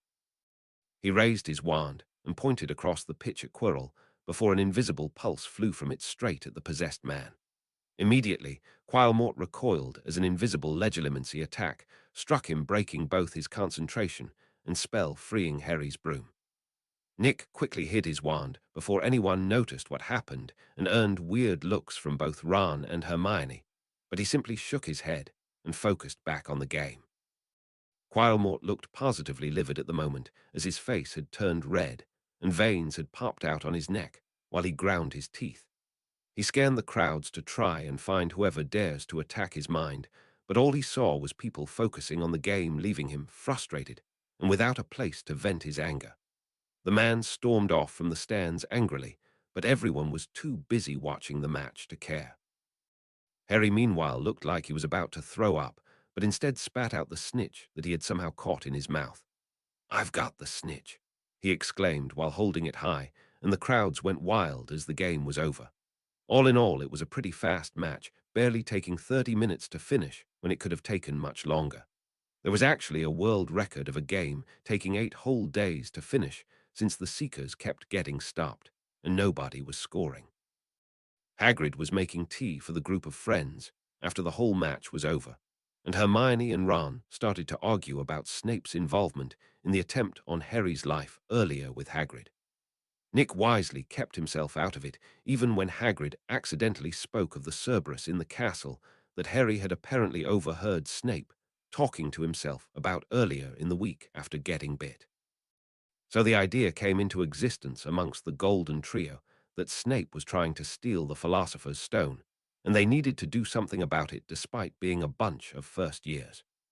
Nick chose not to interfere, as even in the books nothing of note happened for a month and a half after this match. Instead, he simply went back to his preparations in the workshop, and today's work was especially important. Nick sat against the wall of the workshop with his eyes closed as he entered his mindscape once again. "I'll first get a center point set up to serve as the hub for my mind," he thought before starting to move the floating stones around towards each other and having massive vines form between them to sort of anchor them together. This created the scenic look of a floating mountain range, and with the lighting and fire water going through and under the range was quite beautiful. Next, he levitated into the air by his will alongside the item facets and landed on the largest floating rock that was in the center of the mountain range. But although its top was flattened and smoothed out, and Nick started the real work by forcefully moving the center of his mindscape to this exact point. The whole mindscape shuddered as the change took hold, but remained stable and strong in the end. Now for my defenses. Nick thought seriously before a dense fog began to billow out from his mental self and reach the very edges of his mindscape, before taking the form of many hexagonal lattices, interwoven like a net around the whole thing. The trick to occlumency shields was that they were very much dependent on the owner's perception of them. In this case, Nick chose what he remembered as the strongest natural shape as the outside layer of his shields. Occlumency shields didn't need to be only single layer, but rather could be as complicated or simple as the user liked. 121. Chapter 121. Nick personally had a four-fold protective system in mind as his set of shields. The airtight hexagonal lattice net for initial detection, followed by an endless swarm of birds as both an attack and distraction. After that, there would be a massive fortress around the center of his mindscape, and inside that would reside an immortal army of ring-wraith clones heavily armed with magic and weaponry. Thanks to the way occlumency worked, however, Nick had to wait for his first layer of defense to solidify into place before he could work on the second. He opened his eyes and breathed out in relief at having at least something set up to keep others from messing with his mind. "I take it you are done with whatever it was that you have been doing there?" Helena asked, and Nick nodded. "Yeah, I was setting up my occlumency shield for later, and now I can finally reforge this thing," he said, raising his right hand and showing off Sana. "It's hard to understand why you don't need runes to enchant stuff, but I assume it's a unique trait of this method," she said while rather unwillingly putting the hammer down. Nick stood up and stretched before going and moving her art supplies to the other side of the room for their own good and detaching the brush on the end of the hammer and lighting the furnace. He then locked the door before slipping Sana off his finger and placing it on the anvil nearby as the furnace warmed up. It didn't take long, and Nick switched the flames to dragon fire before using a pair of tongs to move Sana into the flames. Normally, Nick would heat the metal till workable before enchanting, but in this case, he was heating it to remove the previous enchantment. Once the previous enchantment was gone, he wasted no time to remove the ring and place it on the anvil before turning the furnace off. Grabbing the hammer, Nick began to channel his spirit while making sure it was entirely concentrated into his hand, and the hammer held within it. With his new knowledge of the mind arts, as the base, Nick swings his hammer and speaks, comma. And on impact, a small word written in elvish areas in the air next to the ring for but a moment. Nick strikes once again, Sana, and that original word appears, though this time followed by another. By this point, Helena has noticed that this process is different than the usual one Nick used and watches curiously. Another hammer strike, Ista, and a third word appears for a total of 3 words, and Nick repeats the order of the words spoken as he strikes the ring over and over again. A loud hum and bright glow fill the room with every hit, and Helena could only gaze on in wonder at the impressive sight before her. Finally, the hum reaches a fever pitch, and the glow can grow no stronger. Nick finally brings the hammer down one last time. "Sanarata," he says, and the 3 words flash bright and clearly before sinking into the engraved versions of themselves, now found on the side of the simple band.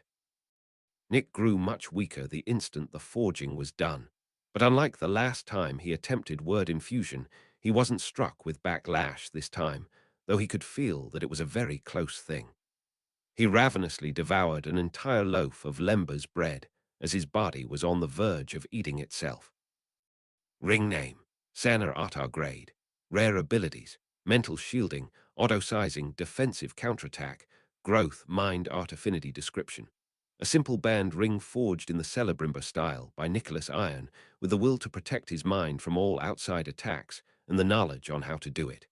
This piece's power will grow the more its wearer does. System appraisal. A powerful ring that is the bane of all legilimens made by an up-and-coming ring smith. After resting a few moments to alleviate some of the soreness all over his body, Nick checked the appraisal of the ring from the system. and smiled as he put the ring back on his pointer finger. Immediately, he could feel the ring's magic connect to his own, as well as to his occlumency shield with it, them growing to match that level immediately. For all intents and purposes, Nick now had two shields over his mind, with one of them being much stronger than the other. He still wasn't immune to mind attacks, but at least now he may be able to react to any and defend himself. What was that? Some new breakthrough in your enchanting technique? Helena asked eagerly. Nick chuckled and shook his head.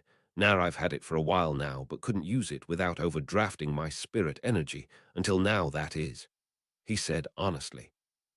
He had no reason to hide the information from her, as she had sworn an unbreakable oath, and couldn't share the information without getting banished from the earth for it. Nick very much doubted that betraying him and getting booted off the world to the afterlife forcefully was worth whatever someone may offer her.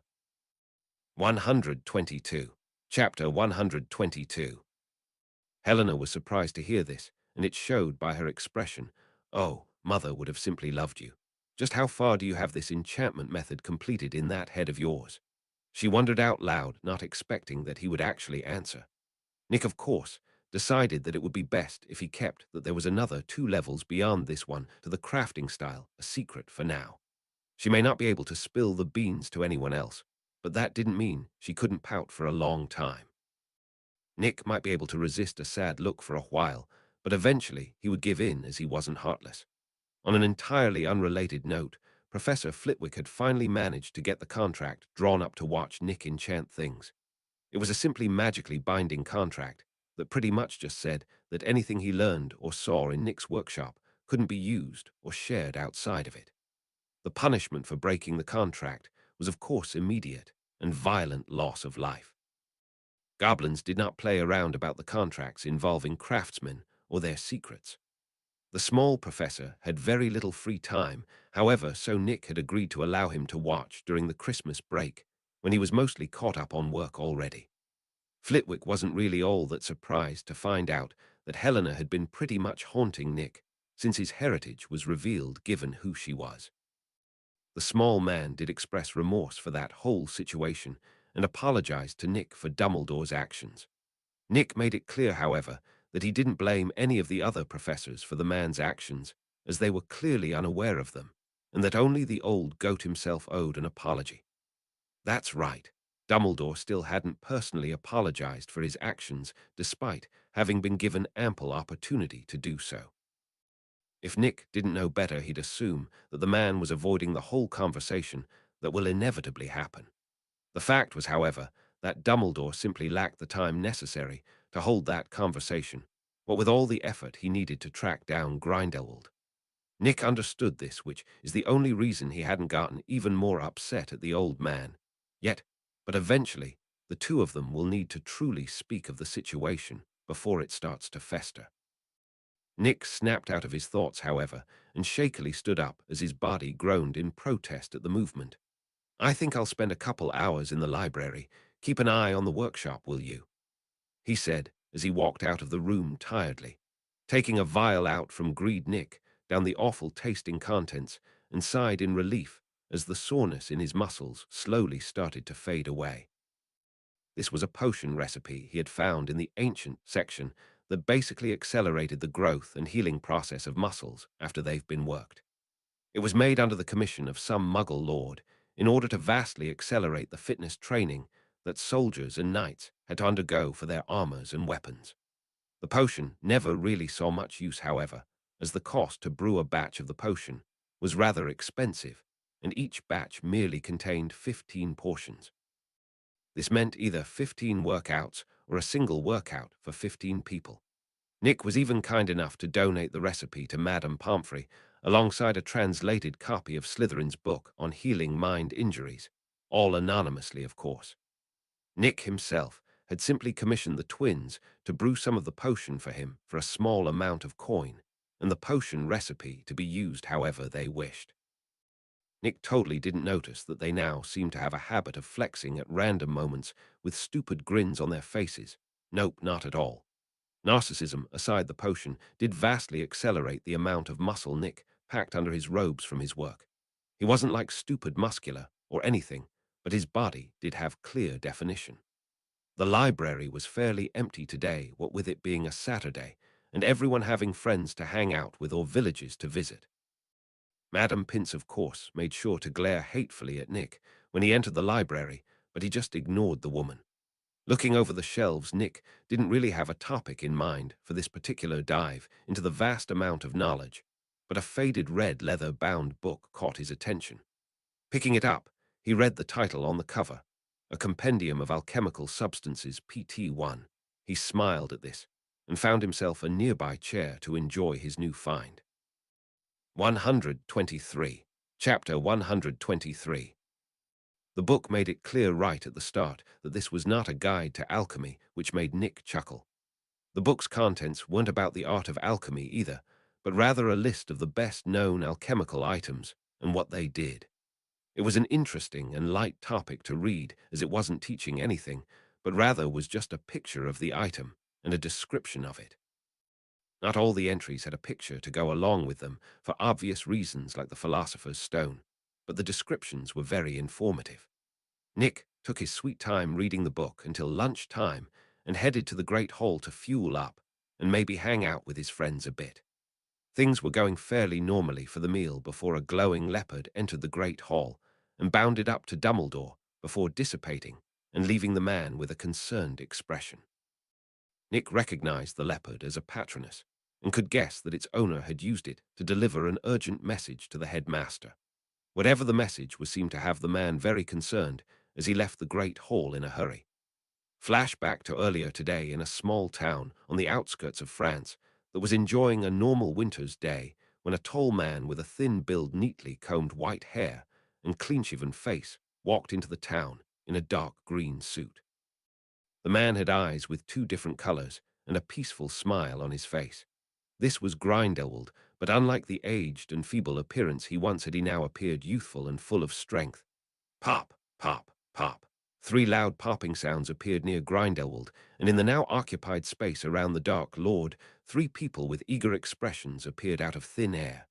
"Sir," the 3 wizards said, and saluted Grindelwald respectfully. "Today we take the first step on righting the wrong that has been done to wizard kind. Prepare the barrier," the Dark Lord said, and the 3 wizards eagerly ran in separate directions to surround the town from different locations. "Some sacrifices are necessary for the greater good, and I thank you for your contribution to the cause," Grindelwald said sincerely and bowed to the town before pulling out a wand from the right side of his suit and erecting his side of the barrier. Back to the present, Dumbledore could only feel horror at the information that his confidant in the ministry, Kingsley Shacklebolt, had told him. An entire town in France had been sacrificed in a massive ritual whose purpose was entirely unknown, and it bore Gellert's magical signature. Unfortunately, the ritual circle had long been destroyed when the auras had arrived on the scene, and the residual magic was scattered and distorted, making it impossible to find out what the ritual was meant to accomplish.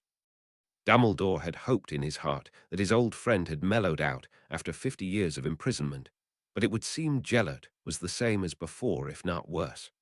Dumbledore didn't know what it was that his old friend had planned, but what he did know was that it meant nothing good for the world. "Fox, I need you to take me to the French Ministry of Magic. It's Gellert," Dumbledore said seriously when he entered his office, and the bird didn't hesitate to land on his shoulders, and they both burst into gold and red flames and vanished from the office instantly.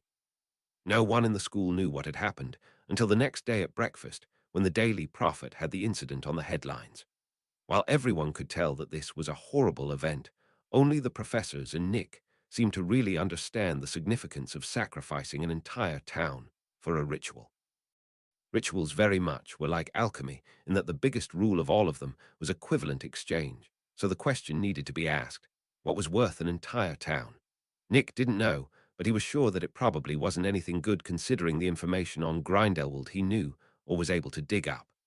"I need to improve my power as fast as possible," Nick thought seriously as he left the great hall and turned many short cuts straight to the 7th floor. Walking to the tapestry of Barnabas, the balmy, he paced back and forth in front of a blank wall, all while thinking, "I need a place to safely create poison smoke." Over and over. Soon, a wooden door appeared on the previously empty wall, and Nick wasted no time at all entering the room with a serious expression. 124. Chapter 124. The room was pretty much empty save for the single cage in the center of the room that held a very confused but normal rat. Nick made sure that he hadn't accidentally gotten Peter Pettigrew, as that would be quite awkward. The plans he had to free Sirius early were very dependent on that particular rat not being any the wiser until it was far too late to react. Technically, all Sirius was in Azkaban for was blowing up a street and killing Peter, along with a few muggles. So with the rat being proven to still be alive, he will have served the sentence, and then a lot more for the crime. Once that rat in the room was proven to not be Peter, Nick transfigured his robes into a hazmat suit with an air filter and face shield. "Fumos Toxicus," he said, but stopped himself when he noticed the spell about to backfire thanks to his magical senses. Either the wand movement or the word choice were off. He deduced seriously before trying a different set wand movements with the same word choice, but the result was the same. So it's the word choice. Perhaps toxic smoke is a bit too on the nose, he pondered with a frown. "Hydri fumicant," he said, and this time the spell activated but was clearly struggling to be produced, so he cancelled it and tried other wand movements until he got the one that worked. Pointing the wand at the cage in the center of the room, he cast the spell, and dark purple smoke with green streaks, and it began to come out of the end of his wand before creeping across the room towards the cage. The rat looked cautious of the smoke rolling towards it, but that changed when the smoke actually reached it. "Ay, ay, ay, ay."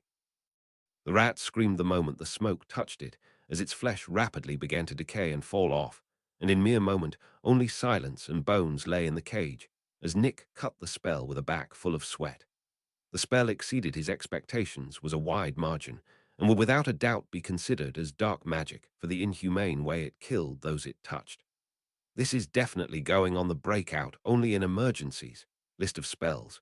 Dear God, that poor rat. Nick thought, disgusted by his creation. He didn't like anything that caused unnecessary suffering, and this spell clearly counted if the agony of the rat was anything to go by. Still, he needed to be able to protect himself, and kept the spell despite his distaste of it. Moving on from modifying the Fumo's charm for combat, the room visibly shifted and changed into an empty one save for the bookshelf in the center that Nick approached while dispelling the transfiguration on his robes. These books were on shield spells, and he wanted to use the room to learn of them, since searching the library when this room could grab the non-enchanted books was pointless. That was actually the reason Nick had simply stolen a few books rather than copy them instead. Enchantments. Most of the books in the library were enchanted to be uncopyable via magic, and as you might expect, writing them out by hand was far too time-consuming to be worth it. There were a few books, however, that the enchantment had been removed from, or the enchantment had lost power, leaving them copyable. The room took advantage of this to create copies of them for its own use. The bookshelf only had 5 books on it, which was not all that surprising considering how well the books in the library were usually treated. The librarian regularly recast the self-cleaning and damage-resistance enchantments on the library after all, once a year in fact. This meant that you really had to try in order to destroy a book, and couldn't do so on accident, usually anyways. These 5 books covered self-defense charms, such as Protego, and even the highly advanced Mura Scutorum spell that summoned a multi-layered dome of barriers around the caster. Nick, of course, read each of the books entirely before deciding on any spells to practice. From this, he learned that most shield spells were created exclusively to protect oneself by cowards mostly. People afraid of harm, but unwilling to learn how to properly protect themselves, channeled their energy instead into shield spells to repel outside attacks. Nick found it funny how it was cowards who created the very spells that brave men used to battle without worry. He couldn't really cast judgment on these people, however, as everyone has something that they fear, and the fact they did something to confront their fears was impressive enough in his opinion. 125. Chapter 125.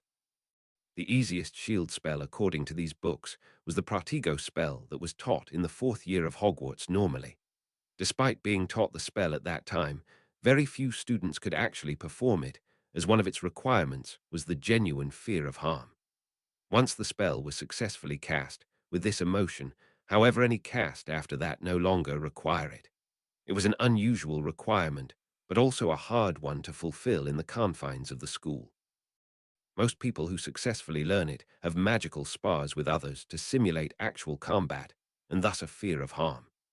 Nick, on the other hand, was going to be much crueler to himself, and have the room create enchanted spellcasters that will hit him with legitimately harmful spells, like the severing charm Defindo. Soon, the room shifted into a sort of octagon with these enchanted spellcasters placed randomly around the room's walls.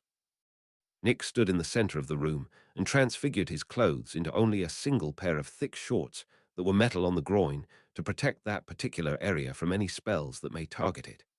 "Begin," he said calmly, and immediately a small red spell shot at him from the left. "Pratigo," he said quickly, but all he got was a blue spark out of his wand, and his eyes narrowed before the spell struck his left arm and opened a nasty-looking gash. Gritting his teeth, Nick ignored the pain and focused his attention around him for the next spell. This time it came from the back, and he quickly turned around and pointed his wand at the this time purple light. "Pratigo," he said, and once again he merely got a spark and a bruise for his effort. Nick quickly lost count the amount of times he was struck with painful spells, but once the room told him of the approaching dinner time, he stopped the training in a horrible state. Pulling a Wiggenweld potion out of greed, he popped the glass top off and down the bitter potion. Dozens of cuts, bruises, and burns all over his body closed up or scabbed over as the potion worked its magic much to his relief. "Nen," he said, and water came out of his wand and began to cleanse the dried or fresh blood, sweat, and tears all over his body. The last few hours were little more than pure suffering on his part, as he barely made any progress on the spell as he got a flickering blue light at the end of his wand. But that was it. In exchange for this progress, he was cut, impacted, and burned on multiple places on his body.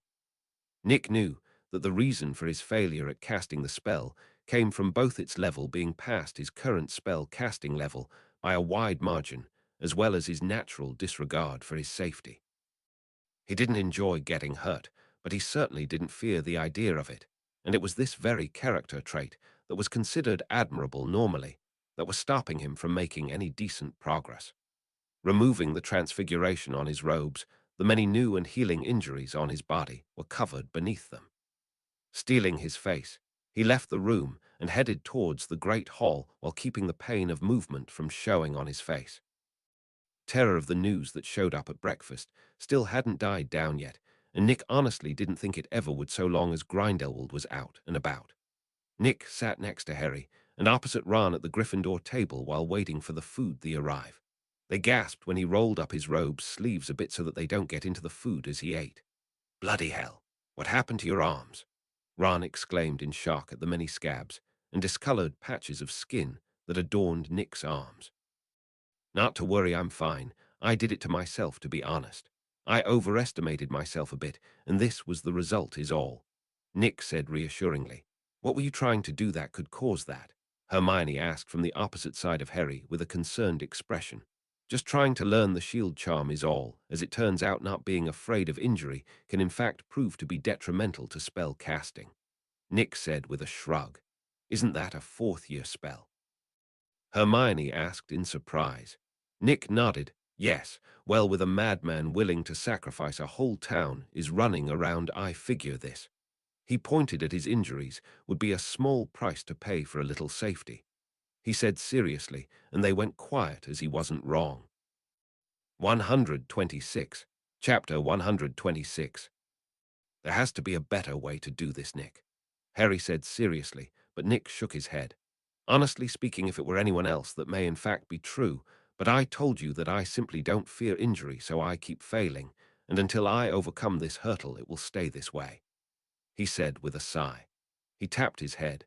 "It a problem with this really, so there is no other option unless you know someone willing to use an unforgivable without meaning to really hurt me," Nick said with a firm and resigned expression.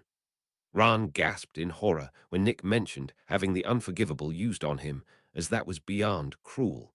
He couldn't be blamed either, as the effects that the Cruciatus curse had on someone was well known by the entire wizarding world.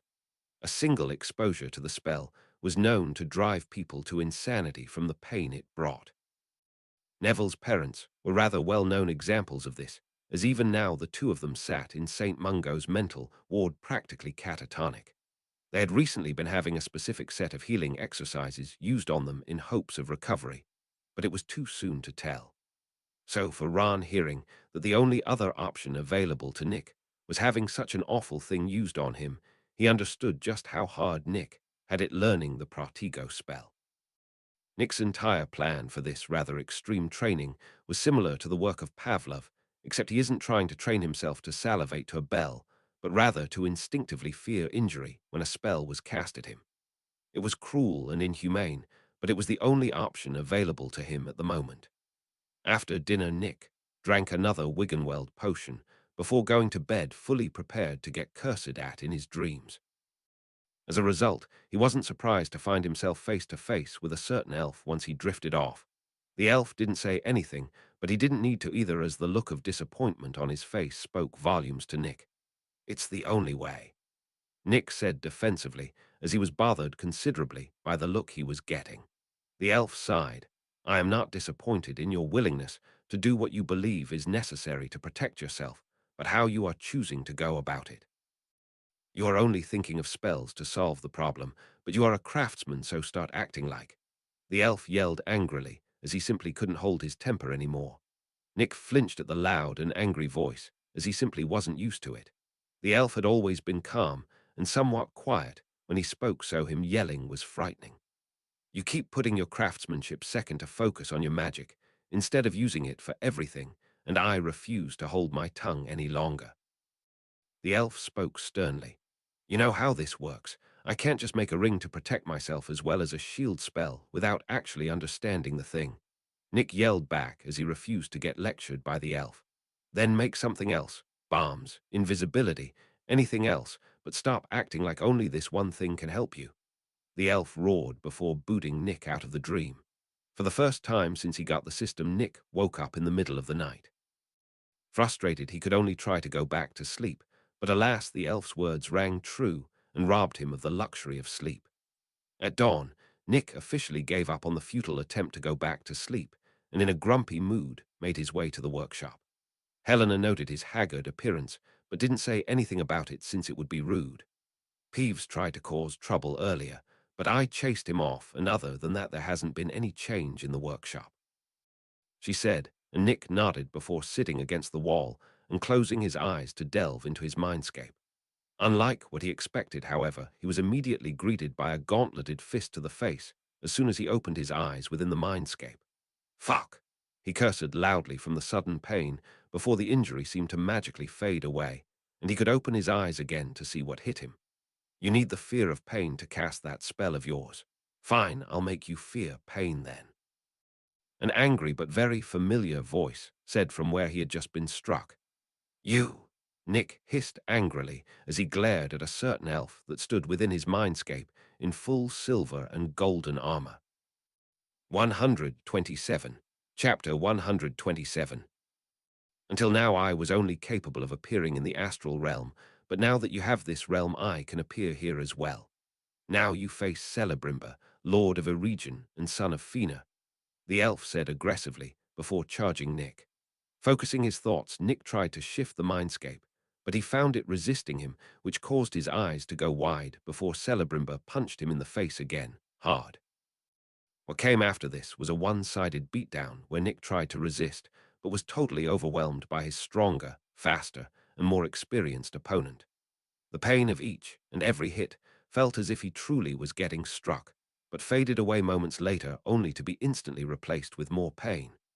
Celebrimber had long calmed down, but still refused to stop beating the shit out of Nick, because he had a goal in mind, and it hadn't been achieved yet. This had turned to beating even more brutal as the elf sought to inflict as much pain as possible in as short a window as possible. Broken limbs, ruptured organs, torn out eyes, any physical injury you could think of by a person had been committed onto Nick. After 3 hours of this torment, Nick finally started to turn desperate to retaliate in some way, any way to make the pain stop. Celebrimber seemed to notice this, and with a content smile finally backed off. The next attack that Nick expected simply didn't come, and instead he heard, "Now that you know the fear of injury, go do something about it while I explore this fascinating realm." Followed by footsteps leaving. Nick was left sprawled out on the ground, not injured, but certainly exhausted from the beatdown he had just received. So that just happened. He thought unusually calmly for someone who had just received the beating of a lifetime without being able to retaliate at all.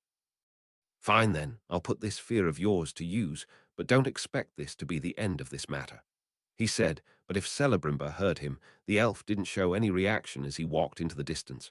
Nick left his mindscape with the mother of all headaches waiting for him and a gushing nosebleed. "Are you okay?" Helena asked, concerned, as such a thing tended to bode ill.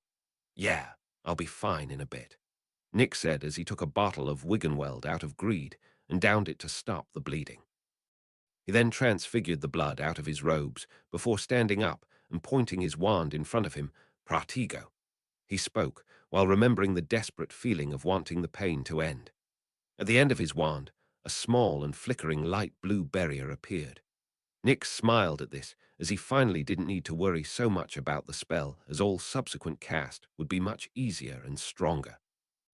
Helena was surprised to see him cast the spell at all, even if it wasn't a very impressive example of it.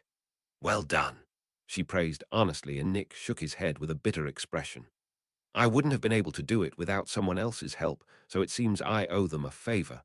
What a pain," Nick said honestly. He wasn't so ungrateful or stupid enough to not figure out that Celebrimber had basically antagonized and beaten his mental self in order to provide guidance. Truthfully speaking, he hadn't actually done anything of worth to Nick, as in his own mind Nick was immortal and healed nearly instantly from any damage, so besides being temporarily unpleasant, this whole experience was totally harmless. The old elf was probably being honest when he said that Nick was neglecting his craftsmanship in favor of magic, but Nick couldn't really be blamed, as magic was so useful for literally everything. It was also in most cases way easier, as it didn't require copious amounts of personal knowledge to work. Still, the fact remained that unlike Dumbledore, the old elf hadn't violated his privacy or safety with his actions. Nick spent the rest of the day after that familiarizing himself with the Pratigo spell so that it wasn't basically magical tissue paper. It was slow going due to how magically intensive the spell was, as he ran out of magical energy pretty fast casting the spell. So the reason they only teach it in the 4th year is because any sooner and you probably won't have enough energy to use it, Nick noted seriously. This at the very least told him that his current limit for spells he could learn was within that range, and let him save time experimenting to find it out. 128. Chapter 128. His friends were much more relaxed at dinner this time, as he didn't have awful wounds all over his arms. "Did you already figure out how to use the shield charm, Nick?" Ron asked in surprise. Nick nodded, but a slight twitch of his eyebrow told Harry and Hermione not to ask how. Ron did not get that message, though. "That's incredible. How'd you manage it without getting gnarled up like before?" he asked, and Nick took a deep breath and repressed the urge to curse at the dense boy angrily, and calmly said he'd rather not talk about it. Ron looked dissatisfied with this answer, but before he could dig a deep hole to be buried in Harry, changed the topic to the Quidditch tactic Nick had suggested before. Apparently it had taken a bit, but Harry had gotten the hang of performing the maneuver while at a full stop, which represented initial mastery of it. Ron was full of praise for this, as it was a very impressive thing for a non-professional player to do. So maybe the scouters will start sending offers once they see it for themselves. Things moved on fairly normally after that, with nothing of note, until a week from then, when Nick finally gained enough proficiency with the shield charm to shift the trajectory of spells so long as they weren't too powerful. With this level of knowledge, he wanted to try and make backup disposable rings that held a single powerful shield that automatically protected its wielder before breaking. These would be his bread and butter for the next step of his plan to popularize his name as a craftsman. With all the panic going around because of Grindelwald, people would jump at the protective items since he planned to sell them at the cheap price of 10 sickles. To put that into perspective, this was about the price of a first-year school books, and with a minimum of 5 galleons a month for literally any wizarding job, it was quite affordable in most cases. The only real problem came in the form of permission by the staff of Hogwarts and Ministry of Magic.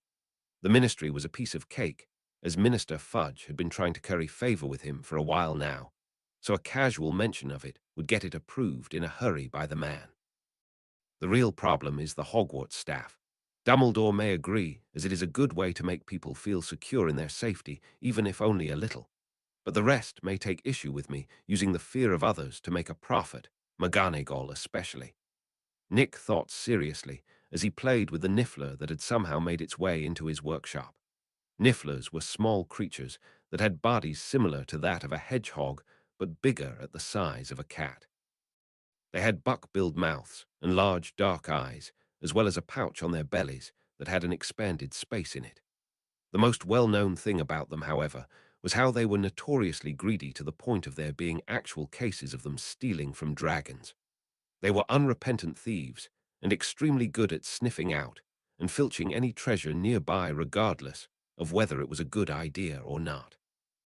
This particular niffler had been trapped in the workshop by Helena after trying to steal one of the gold ingots Nick had stacked up against the wall.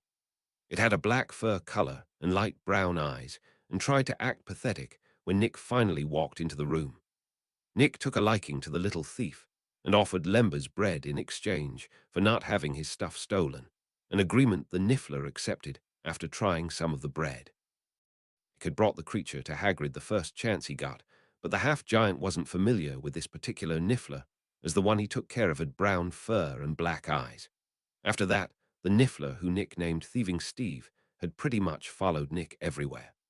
Strangely enough, McGonagall was in quite taken with the greedy thing and spoiled it rotten with cookies whenever Nick had class. Then again, it's not just her either. Literally almost all the girls who see the bastard fawn all over it. I admit he's kinda cute, but this is nuts. Nick thought, looking at the pile of sweets stacked up neatly in Steve's personal corner of the workshop. That corner had a magical bird bath, dog bed and blankets alongside his hoard of ill-gotten loot. Most of it was comprised of coins, but there was hair pins, brooches, and even a silver spoon for some reason. 129. Chapter 129.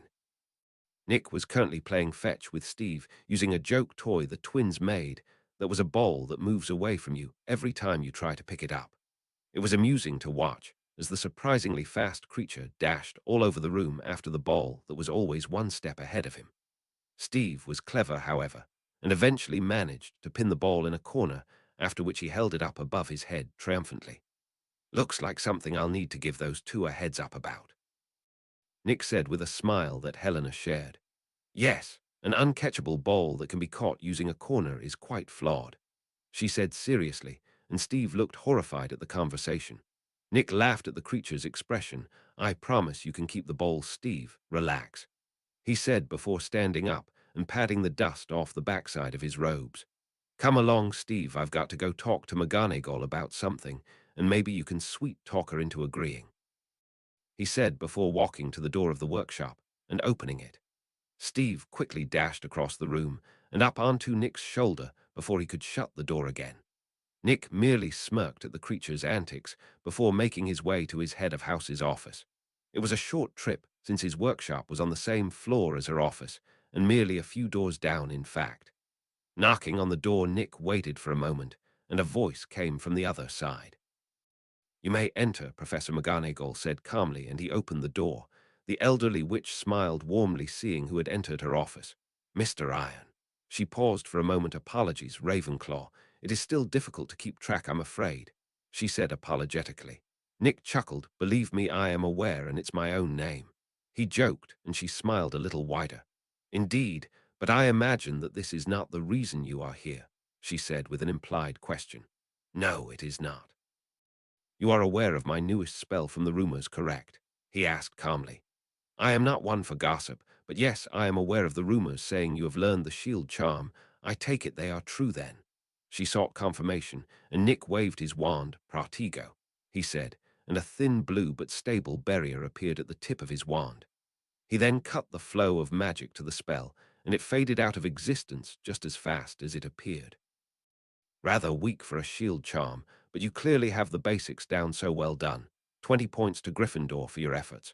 Nick shook his head. "I take it you are familiar with my craftsmanship as well?" he asked, entirely not caring about the points he received, a fact McGonagall noted mentally. Indeed, Phileas and Rubius speak nothing but praises for the pieces they have seen, and even though he doesn't speak of it, Severus is clearly fond of the ring you crafted for him, she said with a proud smile. "Yes, well, I was hoping to get it authorized to sell mass-produced rings with a single-use shield enchantment on them, much stronger than what I can conjure myself, of course," he said, pulling off the band-aid immediately to get the issue out in the open without dancing about it for an hour, as he lacked the patience for such a thing. McGonagall frowned when she heard what Nick said, both for the reason he had speculated she would disapprove of, but also because there was something that didn't add up with what he said. "I do not claim to be any professional in enchantment, such as Phileas, but I am aware that all enchantments require the enchanter to be able to perform the spells for them at the same strength as the enchantment," she said with a stern gaze. Nick merely smiled up her stare. "If I enchanted things in the normal fashion, then you would be correct. However, I do not," he said with a confident smile. "Is that so? How, pray tell, is what you do different?" she asked, intrigued, as he definitely seemed to believe what he said.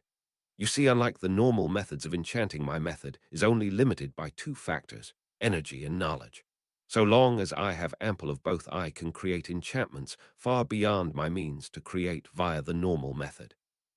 An example would be this ring here, which I named Greed, that has the properties of a boggart, and yet I am unable to transform freely nor detect the deepest fears of others," he explained, showing off the ring for the umpteenth time.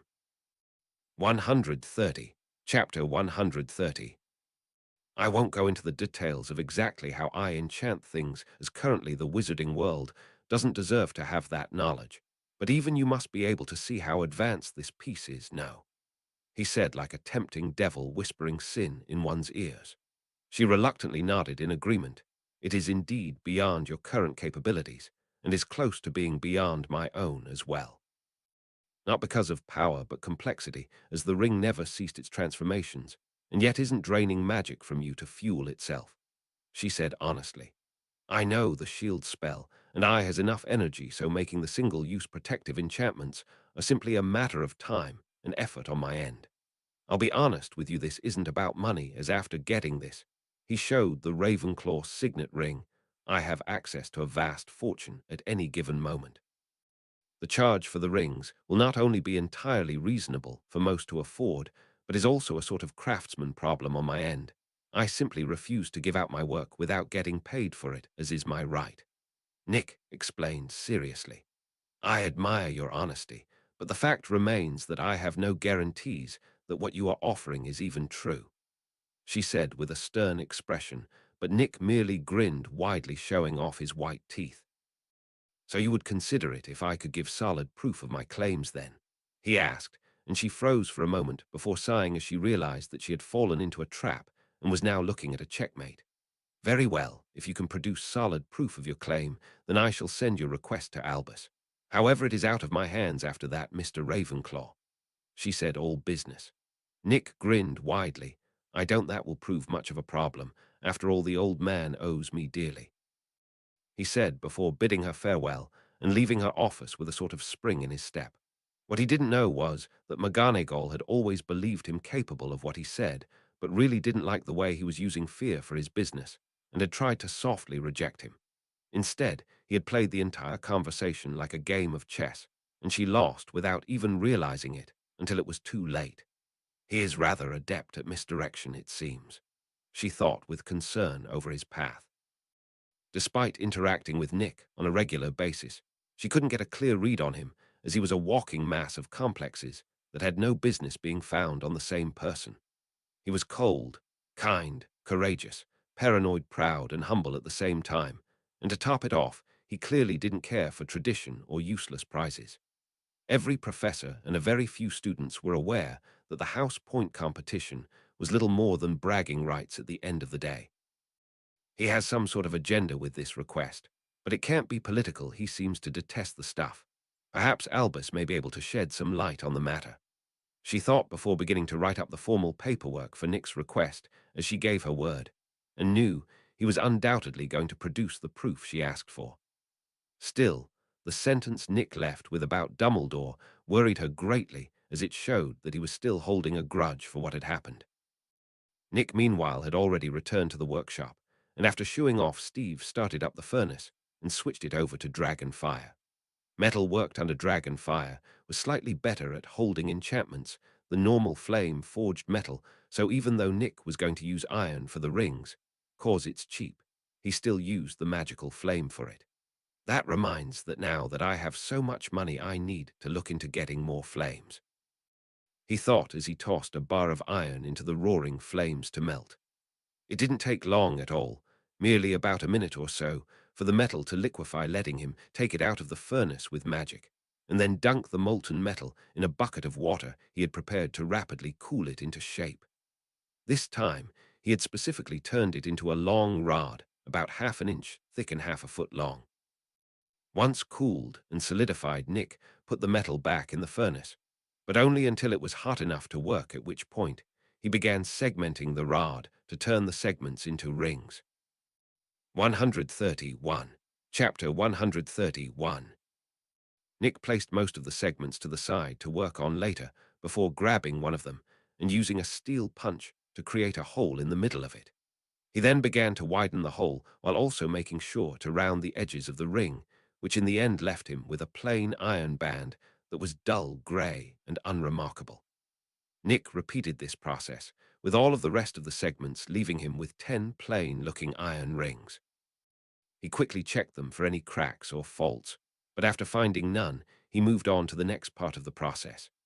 Locking the door to the workshop, he took a deep breath and began to glow the bright white like normal, though this time there was the slightest tinge of gold in the glow, not that anyone realized at that moment.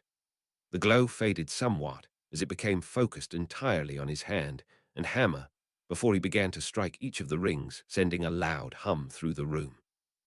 Unlike the twins' rings, these weren't going to be linked together, but were rather just being enchanted with the exact same enchantment at the same time. This was obviously extremely energy and time intensive, however it was less than adding multiple powerful effects to a single ring, which was the only reason he attempted it. It took him until around 7 hours to complete the forge, making him miss dinner entirely. It was around 8:45 when he finished, and rather than go to the common room and risk Filch catching him, he simply transfigured the floor into a soft cotton giant pillow and went to sleep on it. Steve wasted no time at all, cuddling up next to him as well, and the night passed peacefully. In the morning, Nick yawned and stretched as he stood up off the floor that had returned to normal sometime while he was asleep. He wasn't sore from sleeping on the floor, thanks to the fact his body was quite sturdy. Still, he made sure to fully work his limbs and back to prevent any hidden cramps from showing up and messing with him. He then grabbed the rings he had simply left on the anvil overnight and checked them with the system. Ring name, Ring of Protection grade, common abilities, auto-sizing, sacrificial defense description. A plain iron ring created with an inbuilt shield charm that is overpowered in exchange for cost the ring it's on use. System appraisal, a good single-use protective item created by an up-and-coming ring smith. Each of the rings had an appraisal exactly like this, with no differences at all, which proved that Nick had succeeded in creating a mass-produced product. Obviously, 10 at a time would prove to be insufficient in the face of the around 100 students in the castle who regularly use or get magic used on them. In fact, Nick will need a stockpile of about double or triple that amount for what he had in mind. Still, there was an upcoming holiday and the free time after classes to make more and more of the rings. If he made 10 more rings every day, then it would take around 20 days for him to stockpile 200 of the things. Obviously, not everyone will buy one, but I expect at least 60 or so people to place orders and maybe 20 to order more than one ring at once. At 10 sickles apiece, that's about 36 galleons roughly. Nick thought seriously. He knew that he wasn't doing this for money, but the low amount of profit for his efforts stung a bit. It'll pay off in the end, probably. He thought hopefully as he left the workshop with Steve to start his day with breakfast. "Where'd you go yesterday, Nick?" Harry asked curiously when he sat down next to Nick. "Got caught up in a project of mine and lost track of time. Slept in the workshop with Steve here," Nick said casually, while handing the niffler in question a sausage which it greedily devoured.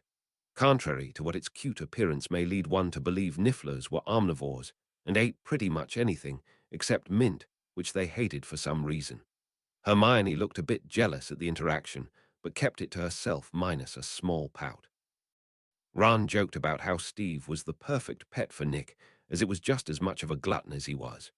Nick laughed at this and merely stated that he was bulking up, but none of them had any idea what he meant, so the joke fell flat.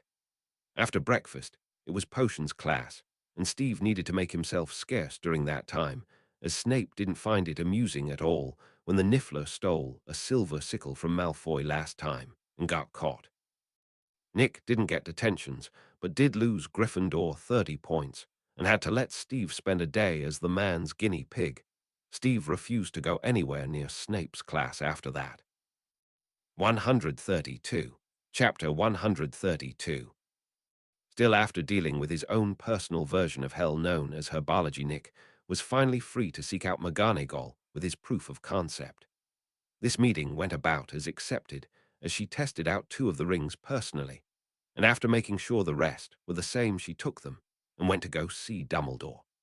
It came as little surprise to Nick that the old goat agreed to the proposal straight away under the condition that the Ministry of Magic also agreed.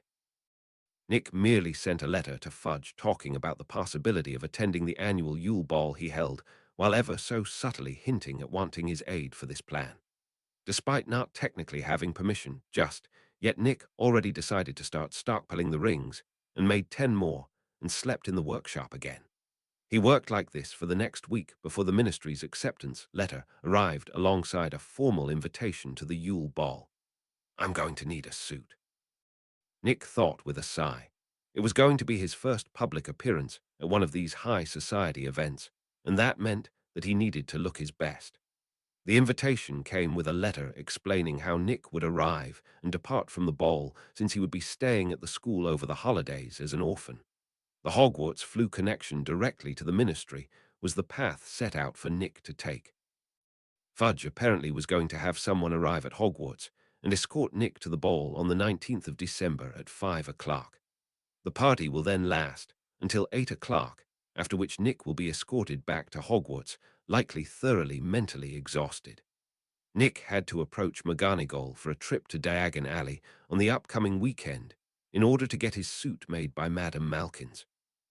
This request was approved, and she was sent to chaperone him while he was out of Hogwarts to make sure nothing untoward occurred.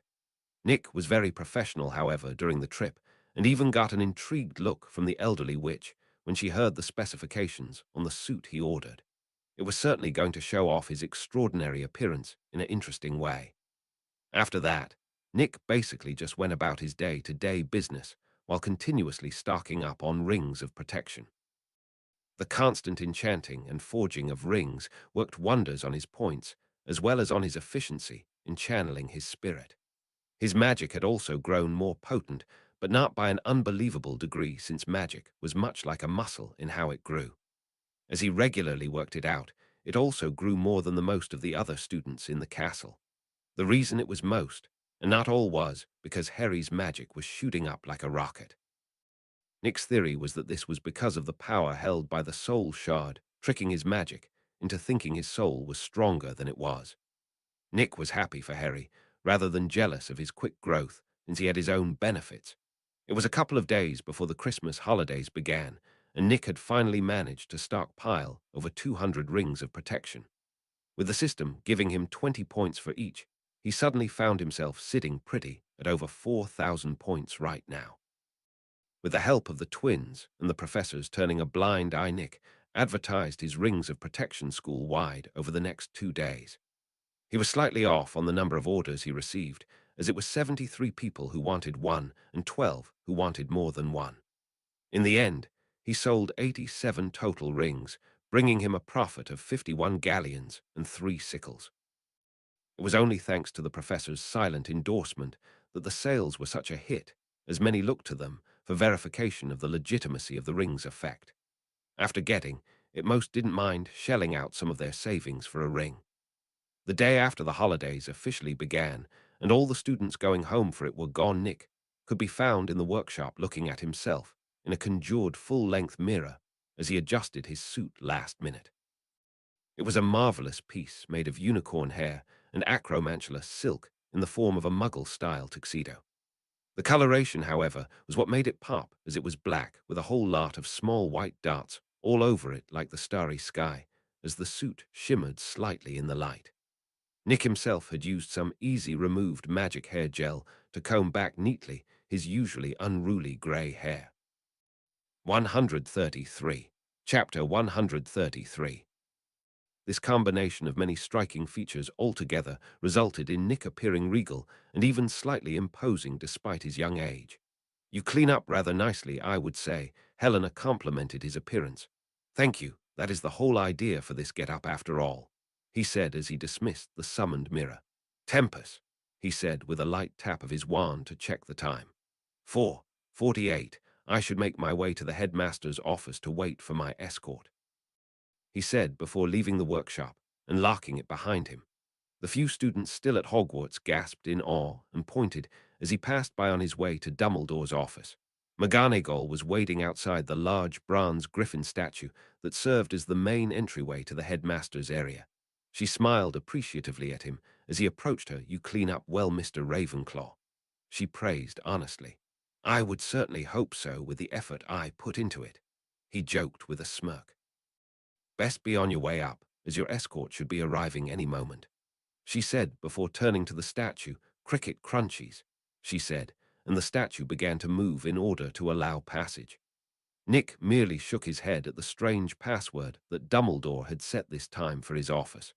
McGonagall was clearly only here to allow him up as she left after saying the password with an encouraging pat on the shoulder. Nick steeled his emotions, as for the first time in the entire school year that he was aware of, he will be alone with Dumbledore. His anger had mellowed out over time, but he still very much disliked the man. When he walked into the office, he was rather surprised to find that it was actually very messy. Artifacts, books, scrolls, and unusual things sat in haphazard piles along the side of the office, while a row of paintings adorned the wall, all observing Nick just as he observed them. Once satisfied with his observation, Nick turned to look at the large wooden desk at the far end of the room, or more specifically, to the right of it from Nick's perspective. There a large red and golden bird roosted on a metal perch and was looking at Nick with familiar golden-colored eyes warmly. "He has been quite looking forward to this meeting, you know," a calm, wizened voice said lightly. Nick's eyes flitted over to the source of the voice, sitting behind the desk with both hands in plain view, with neither holding a wand. Dumbledore wore his usual grey robes and half-moon spectacles, while a gentle expression sat on his face. "I may have visited sooner had the circumstances been different," Nick said with narrowed eyes and an icy tone. Dumbledore sighed. "I admit I overstepped my bounds earlier this year and apologize for any problems that may have caused you," he said sincerely, and Nick relaxed his hostility. "The resemblance is rather uncanny, you know," Dumbledore said suddenly, looking lost in thought. "In what regards?" Nick asked, not understanding what the old man was referring to. The old man's eyes focused again. "Your eyes. I am one of the few people in the world to have the privilege of meeting both a thunderbird and phoenix before. Besides being birds, did you know that the only trait they visibly share is their eye color?" He answered the question with another. "I was horrified when it chose me, you know.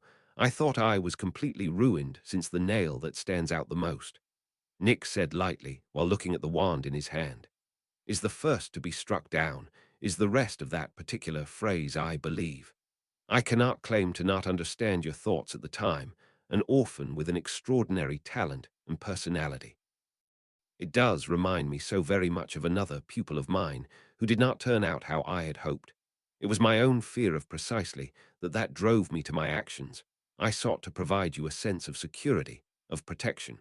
But like so many plans before, I was far too self-absorbed to realize exactly what I had done until it was too late and ruined it instead. Dumbledore said tiredly. You know, I was so overcome with anger that I came this close to attacking you that day with the most powerful spell I knew at the time. It was only later that I realized that such an action may have placated my wrath at that time, but it would have ruined my future. I don't like you, nor do I think I ever will, but that does not mean a level of cordiality can't exist between us.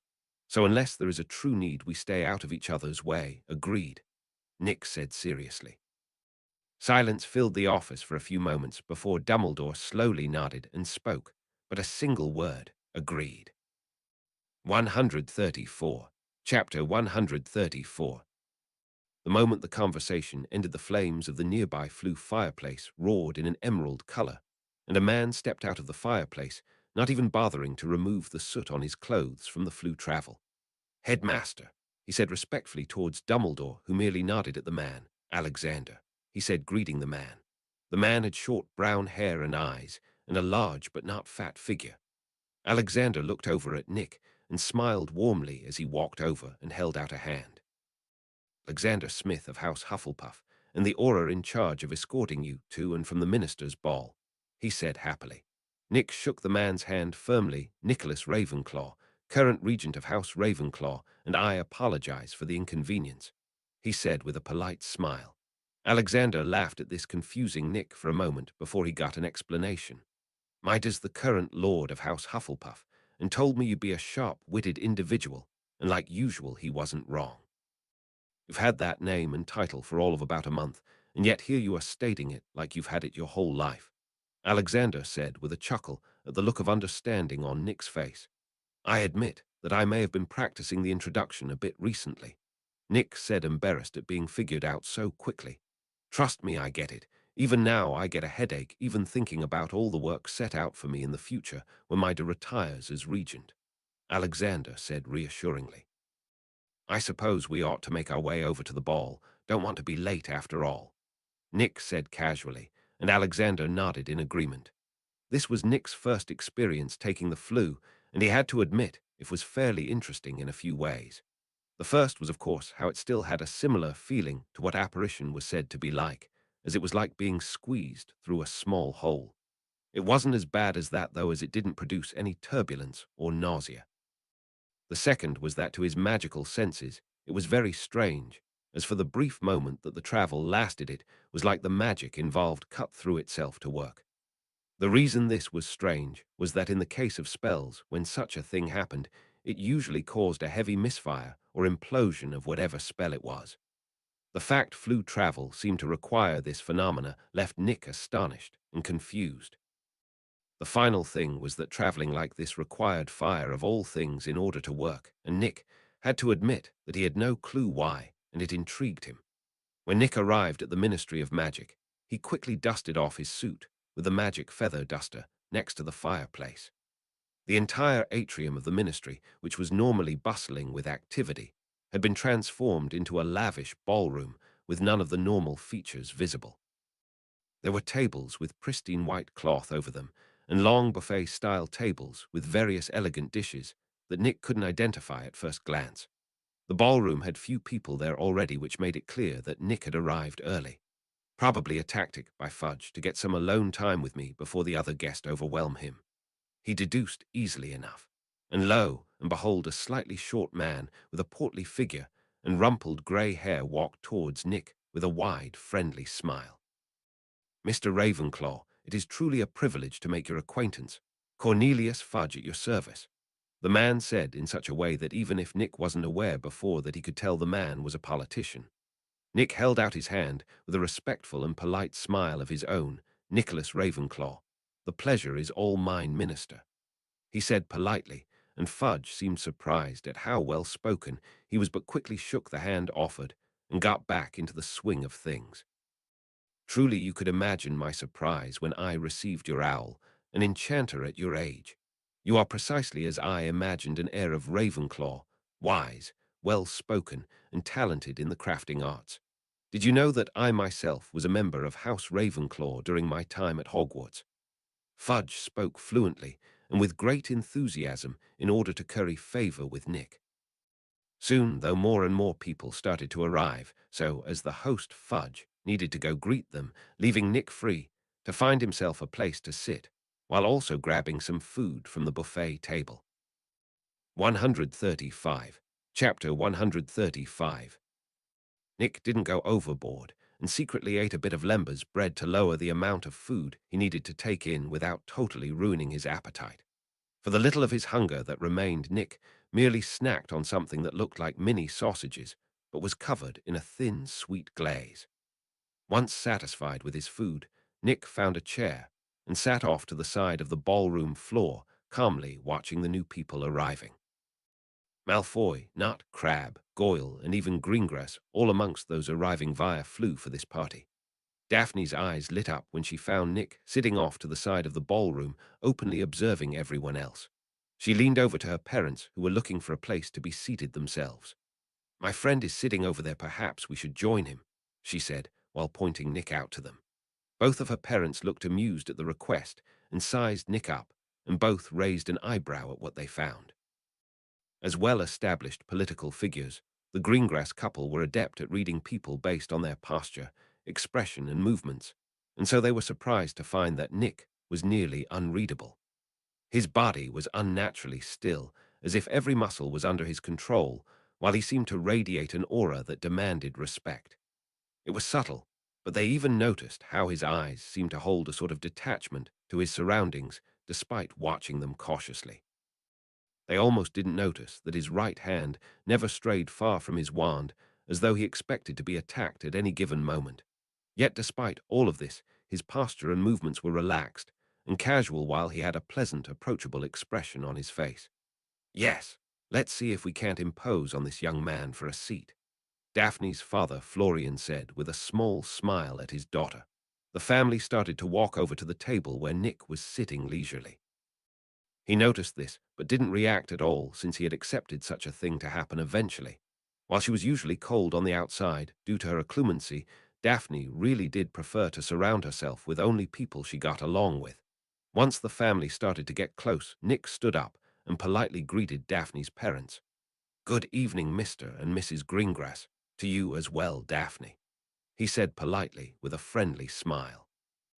The two adults returned his greeting, and Daphne merely nodded at him.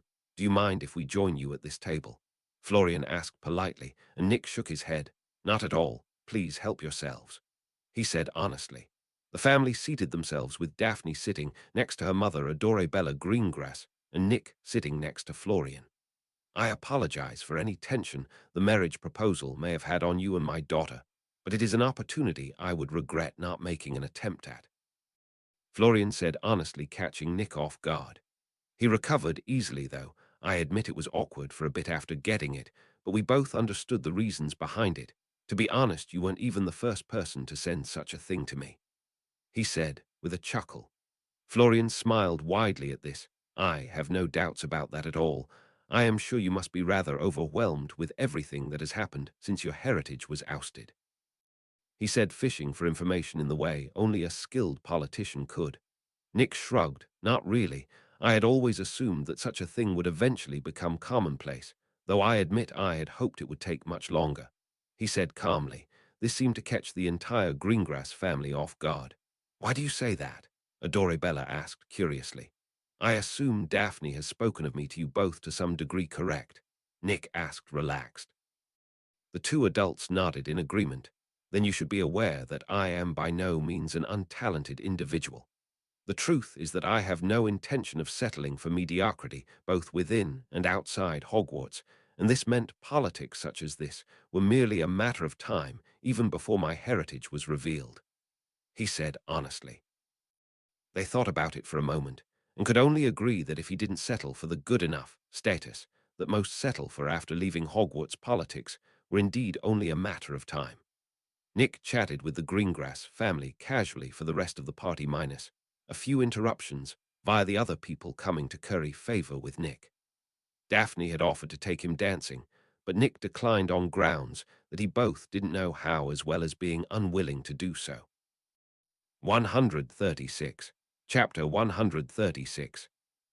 Once the party was over, Nick left some parting words with the Greengrass family, as well as Minister Fudge, and returned to Hogwarts.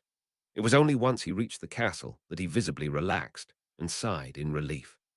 Dumbledore was nowhere to be found in the office when Nick arrived, so he simply left without any issue and made his way to the common room to get changed for sleep and get rid of the gel in his hair.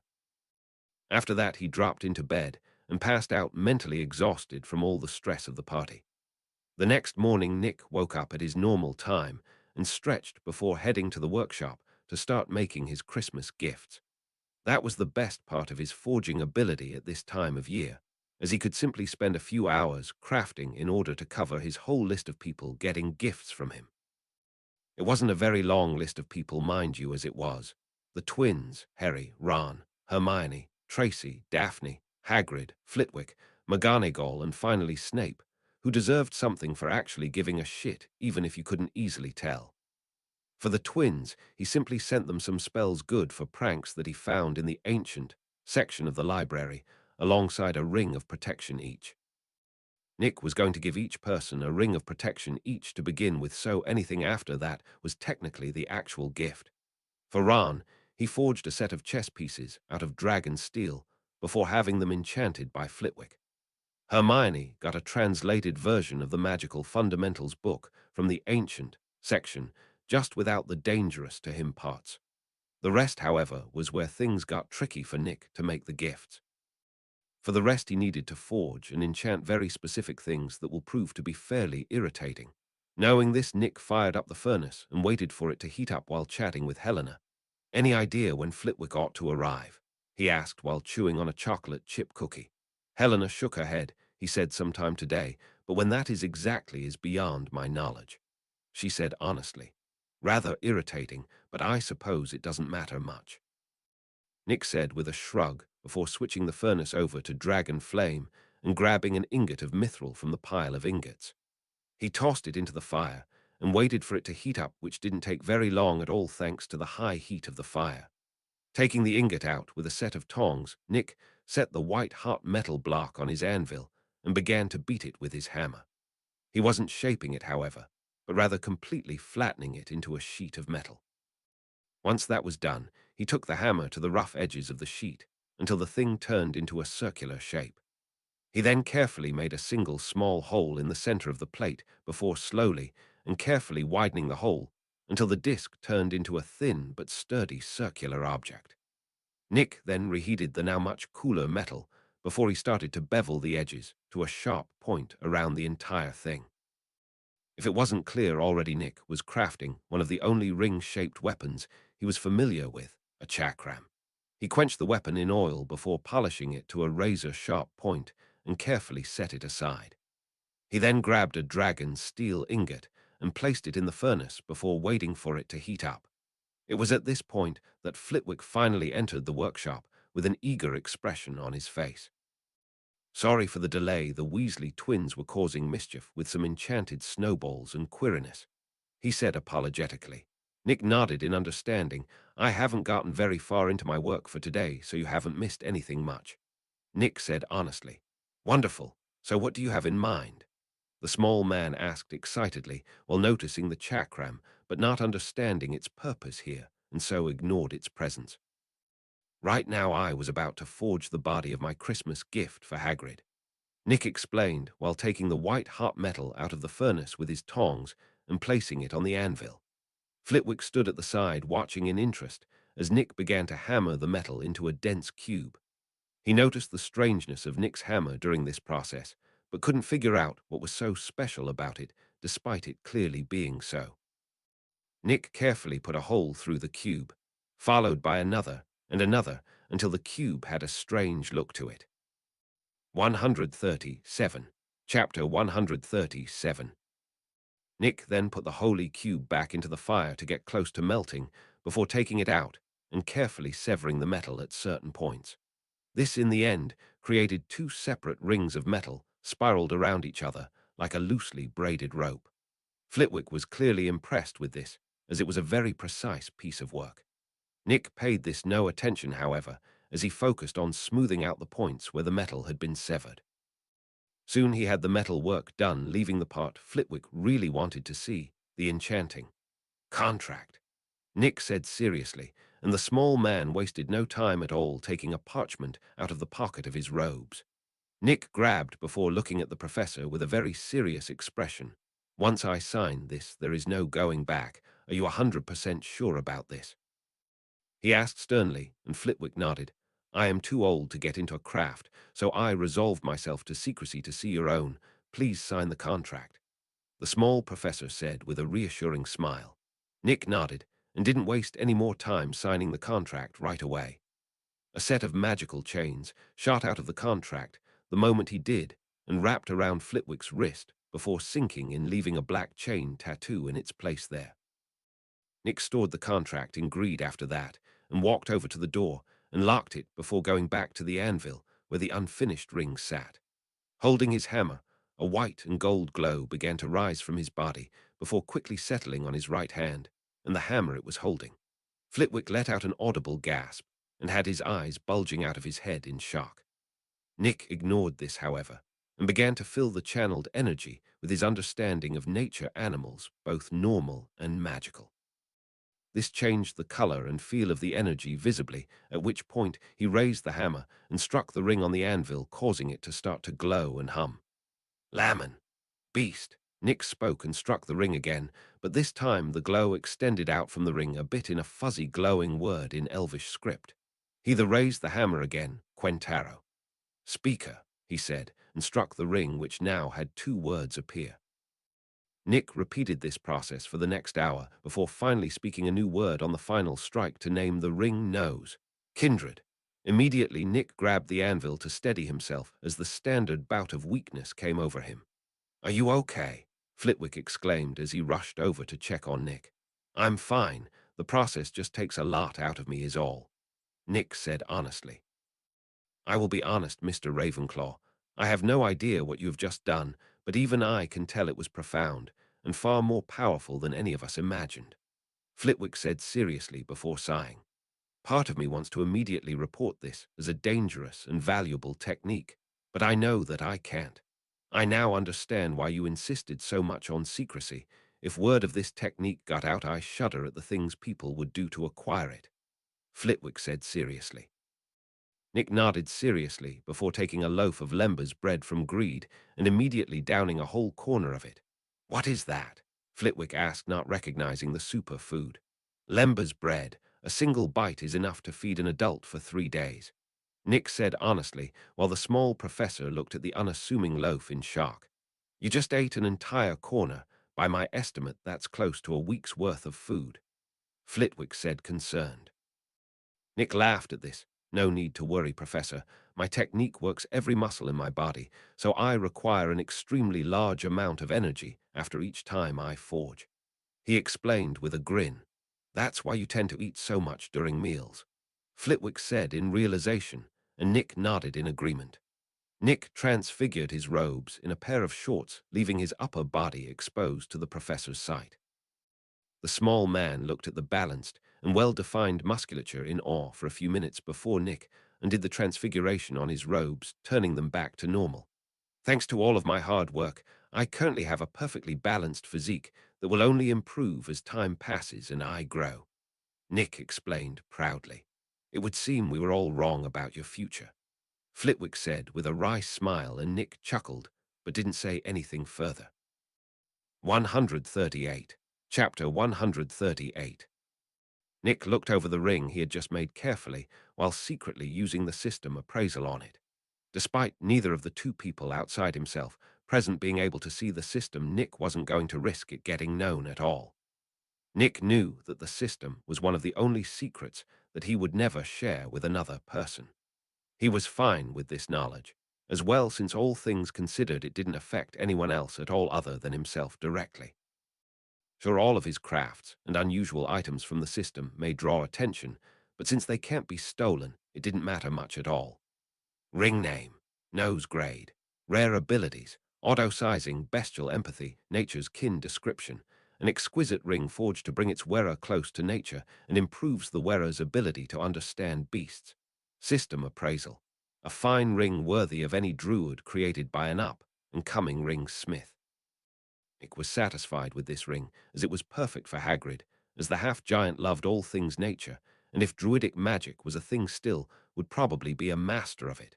Flitwick looked over the ring, but frowned as he couldn't exactly identify what it did. It allows the wearer to understand beast better while being favored by nature itself to a degree. Nick explained, seeing the professor's confusion. The small man laughed when he heard this, a perfect gift for Rubius. He'll love it, I'm sure, he said with a wide smile. Nick nodded. That's the idea after all. Give me a couple of hours, and I'll have the energy to start working on McGonagall's gift, he added, and sat against the wall to mediate. Celebrimber had been hanging about the mindscape for a while now, and when he wasn't training Nick's combat skills, beating him senseless, he was giving small tips and tricks that weren't included in the crafting style knowledge.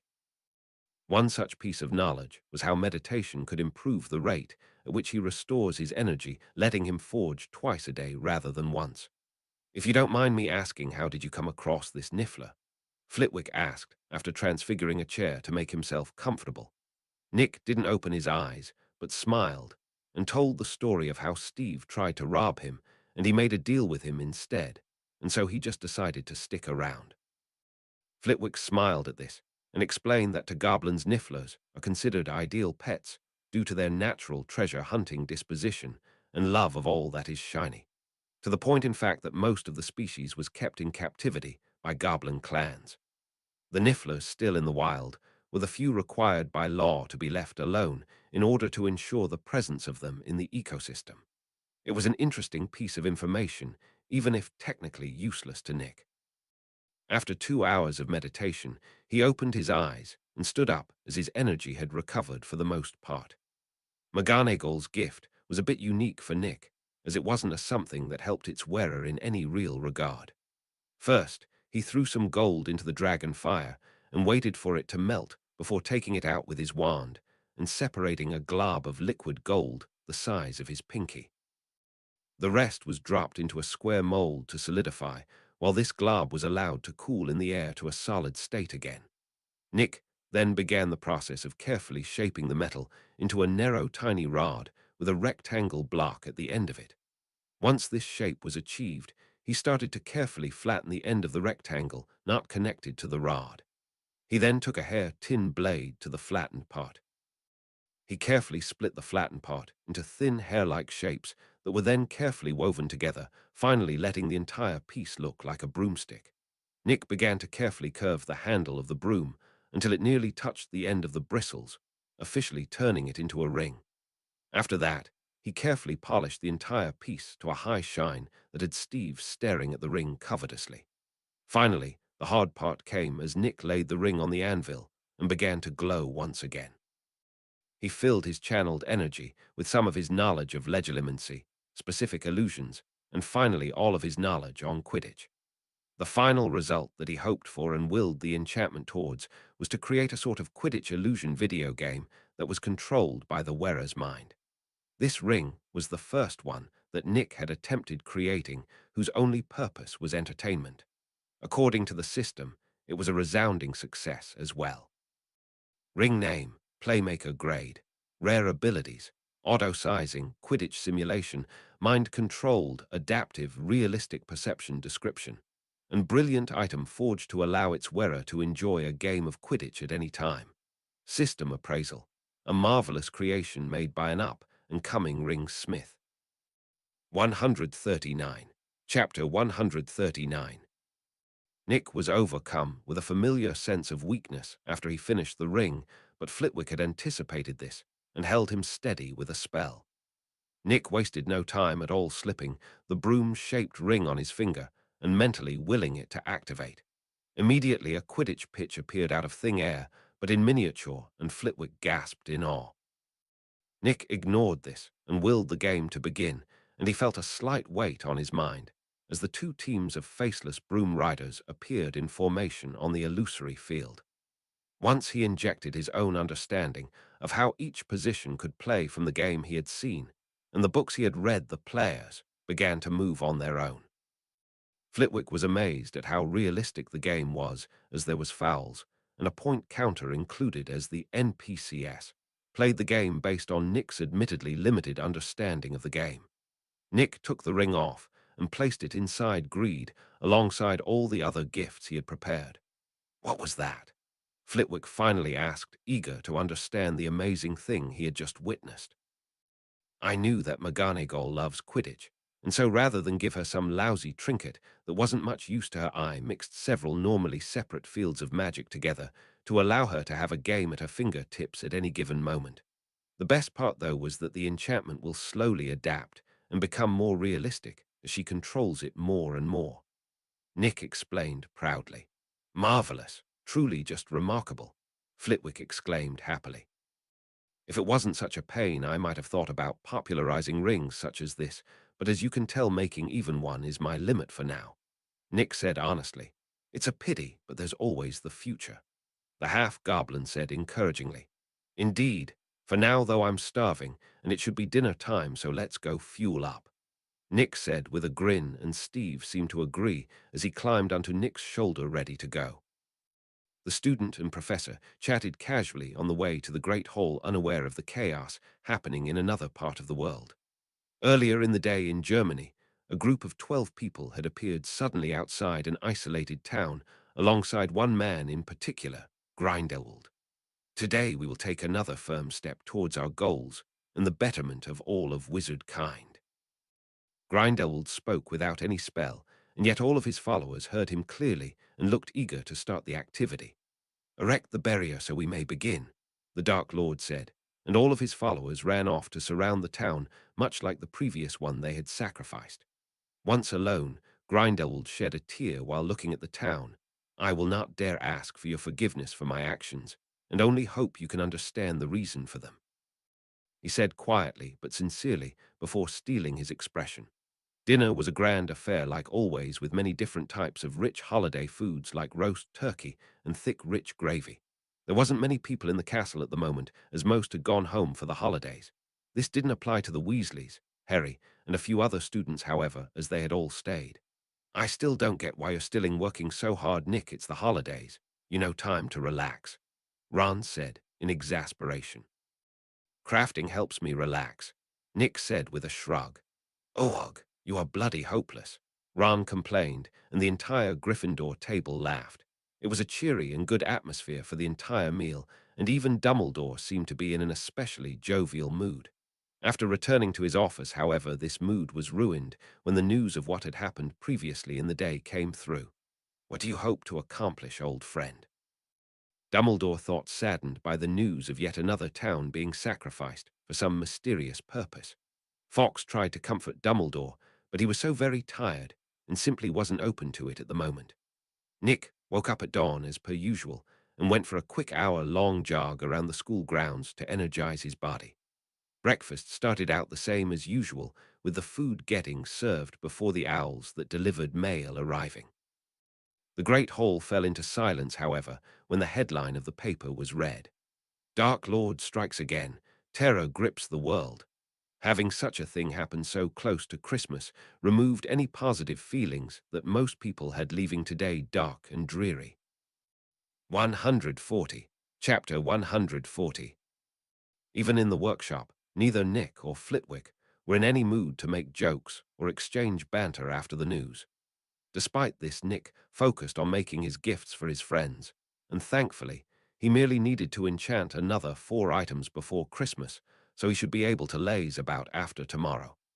For today, he was working on finishing Flitwick's gift, as well as making Harry's in its entirely. The plan for Flitwick's gift was that chakram he had made previously, but enchanted in such a way that it flew on its own and could be controlled by the man's thoughts. The half-goblin was a master of charms and a champion-level duelist, so Nick wanted to make him something that would put both of those titles into practice. A flying chakram sounds fairly harmless at first, until you add in the fact that Flitwick could use spells in combination with it, effectively making him like facing 2 opponents from 2 different directions at once. Obviously, Nick wasn't going to enchant the thing in front of the man, since that would kill the pleasant surprise, when he unwrapped it on Christmas. To start out Harry's gift, Nick started by grabbing an adamantium ingot, a mithril ingot, and a goblin silver ingot, and put them all inside the furnace at high heat to melt together. Flitwick furrowed his brows at this sight, as he couldn't understand what appeared to be such a wasteful action. Nick took out his wand and pointed at the strange liquid metal in the furnace, and began to glow as he pushed his spiritual energy into his wand. Ruaimnia Kanana Goyananua. By the fire I command you to join as one, he spoke, and a glowing white and gold mist floated out of the wand's tip before sinking into the liquid metal, inciting a change. The three different colors began to swirl in the center of the furnace, before folding into one another, leaving a much smaller puddle of metal that Nick immediately removed from the furnace into an ingot mold temporarily. With a focused transfiguration, Nick changed the shape of the ingot mold into the shape of a bracelet loop, and then waited for the liquid metal to cool into its new shape. What spell was that? Flitwick asked, slightly shaken at the unbelievable scene he had just witnessed. Nick shook his head to show that he refused to explain himself in this particular case, which told Flitwick that this was a very secret thing. He could only accept that this was one secret he won't be learning and move on to the mold with his attention. The reason Nick refused to answer the question was to make Flitwick think that what he did was exclusive to his crafting knowledge and thus impossible to find elsewhere.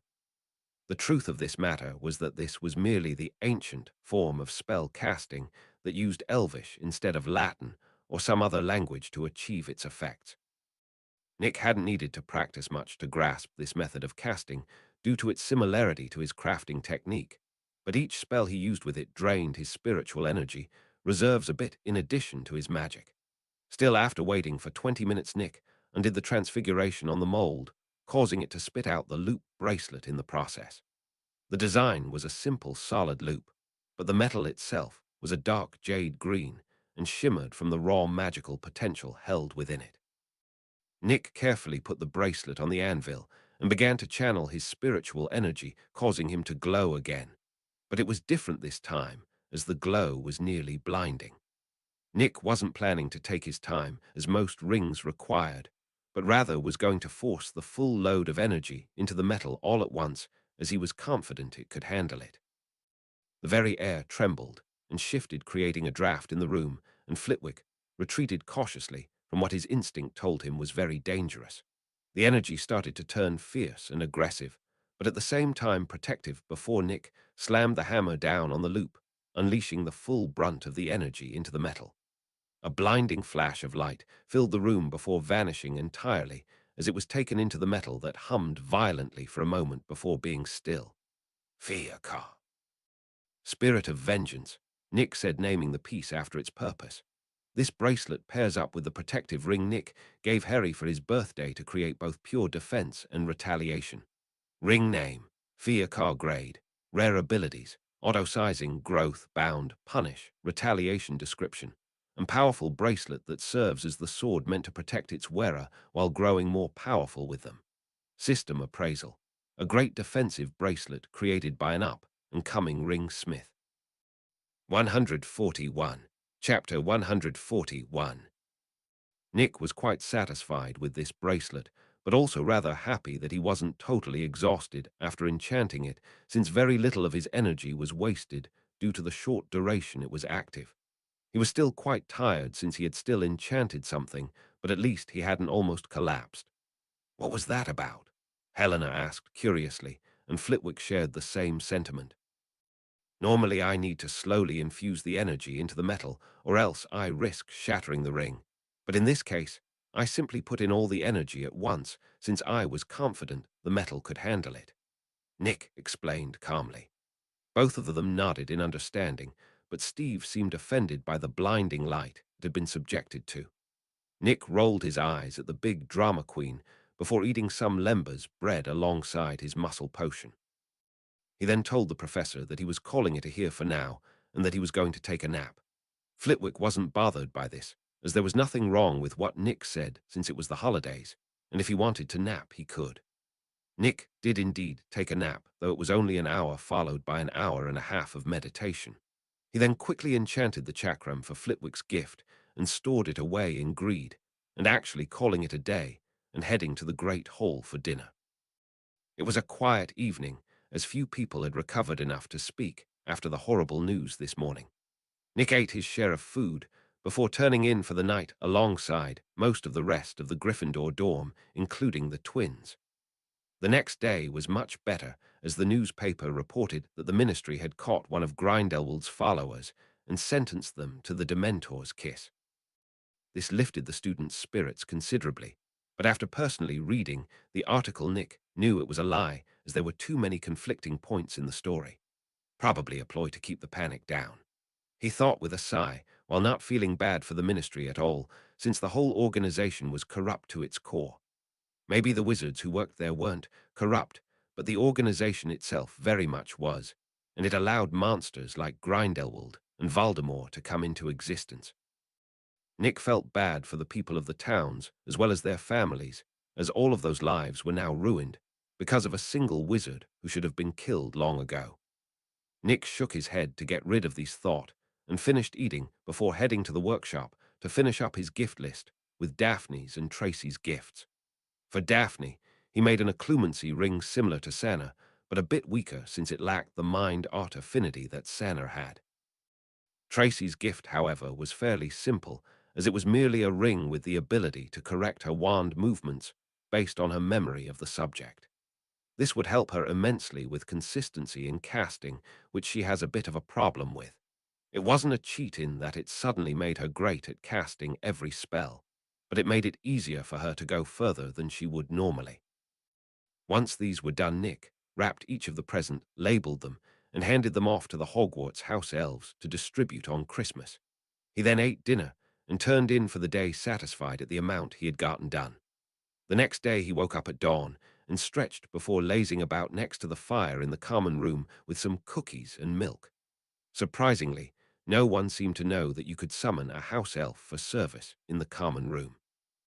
Nick didn't blame them either, as he only found out thanks to his magical senses telling him that one of the lion busts could be pressed for an effect. So now he could sit next to the warm fire with a snack and a drink as well. Tomorrow was Christmas Eve, so today Nick decided to basically spend the whole day doing pretty much nothing. He got a lot of surprised faces when the rest of the dorm started to wake up, and when asked about it, he simply said that he had finished all his necessary work. Ron, of course, took the opportunity to challenge Nick to Wizard's chess and lose. It was funny to see the grizzled veteran pieces have shocked faces at losing the battle. Wizard's chess pieces were enchanted with semi-sapience, so the game was closer to actual battle than Muggle chess. 142. Chapter 142. Nick took it easy for the entire day as well as Christmas Eve itself, which actually proved to bother his friends, as by now they were used to him being who knows where whenever he had free time. The fact that he was actually lazing about all day was such a change from normal that it caught them totally off guard. Not to say that they weren't happy to hang out with him, merely that they found it strange is all. They weren't the only ones either, as Dumbledore had also noticed this irregularity, but saw it as Nick simply enjoying his holidays and left it alone. It wasn't all relaxation, however, as after his public appearance at Fudge's ball, Nick received even more letters from various pureblood houses looking to try and take advantage of his young age and inexperience. Nick simply ignored these people entirely and burned their letters after reading them, as he had no time to entertain fools. What bothered Nick the most, however, was the complete lack of action on Voldemort's side during the holidays when the castle was nearly empty. I would have used this opportunity to try and decipher the rest of the defenses around the stone, but maybe he's waiting for a better time. Nick thought with a shrug. It honestly didn't matter in the end, since Nick had already deduced that the stone in the castle was likely a fake. The reason he thought so was due to both how easily it was destroyed, as well as the fact that the Flammels were said to die after this year. A fun little fact about the famous alchemist was that he had faked his own death no less than 7 times in his long life before resurfacing a few decades later. Nick doubted that the man would actually give the key to his survival to some else, even if that person was his longtime friend and student Dumbledore. Still, it doesn't matter to me, though, as I still need to figure out my own problems. He thought, remembering the newest change he had experienced. This was in reference, in fact, to the golden color that had began to appear during his forging sessions. Apparently, the shift in his soul's existence was starting to physically manifest on his spiritual energy, which came with its own problems. First and foremost was that this was causing his mere presence to begin to shift ever so slowly, which isn't a problem yet, but is bound to be noticed eventually. This was the beginnings of his elvish self starting to become clear. See, according to Celebrimber, even though they looked almost identical to humans, no elf could ever be mistaken as such, due to this sort of natural presence, that felt almost unearthly to the mortal races. In magical terms, once he fully transforms into an elf, Nick will feel qualitatively different than most other wizards. Thankfully, however, this could be explained away by a surprisingly high number of things, as wizards have been known to have strange presences due to their magic. If asked about it, Nick could easily pass it off to his bloodline magics, and no one would bat an eye at it again, not even Dumbledore. Another problem that came with this, however, was that it was a forerunner to his body itself beginning to shift. By his and Celebrimber's estimations, he had a month from now left of being fully human at most. Nick's biggest concern was how the fused soul of the celestial bird into his own will affect this change. Clearly his magic was bound to skyrocket as a result of it, but as for his appearance, he had no clue. Still, Nick decided to let the change run its course and enjoy the benefits it brings him while worrying about the problems later. Christmas Eve was a jittery time in the castle, as everyone was anxious to see what presents they got. "I bet Mum's made both of you sweaters, so be prepared," Ron said with a grimace. "It can't be that bad, right?" Nick asked curiously. Ron sighed. "Sure, they're comfortable, but my sweater is always bloody maroon of all things," he said, exasperated. "Cheer up, mate, that's a noble color in Muggle culture," Nick said comfortingly. Ron looked surprised. "Really?" he asked, clearly curious. Nick nodded. Yep, Muggles long ago had a great deal of trouble getting cloth the color blue, purple, or maroon, so any clothes made with those colors were only used by the nobles or royalty, hence making them noble colors, he explained honestly. Ron seemed happy to know this fairly useless piece of information, as it served to make him less uncomfortable at the idea of wearing such a horrible color. 143. Chapter 143. The entire castle went to sleep early in hopes of bringing the next day to them even faster. Nick ended up waking up at around 5:30 in the morning as his magical senses picked up on a sudden shift in the dorm room. Seeing the piles of presents at the end of each of the beds, he figured out that it was merely the house elves delivering the Christmas presents. Checking the time, he could only sigh and get up 30 minutes before he normally would and get dressed before quickly making his way to the top of the astronomy tower. He made it just in time to watch as the sun rose from the east and bathed the land in red, purple, and yellow for the briefest moment. Always worth it to see the rising of the sun, just as it is to see it set, he thought with a smile. He took his time walking back to the common room, since he had plenty of time before people started to wake up. He made sure to stop by the workshop to wish Helena and Steve a Merry Christmas. After that, he went back into the common room and into the dorms right as Ron, Neville, and Harry were starting to stir. Nick merely transfigured a chair next to his own presence with a smile and waited for the inevitable excitement to come over the boys. Neville was the first fully awake and active as he eagerly dove into his presence without even noticing that Nick was up. He didn't get much, but what he did get seemed to make him light up, as he had tears in his eyes and a wide smile as he held a letter that was attached to one of his 4 gifts. Nick usually didn't like prying, but he managed to catch a few words with his good vision that told him all he needed to know. They awoke on.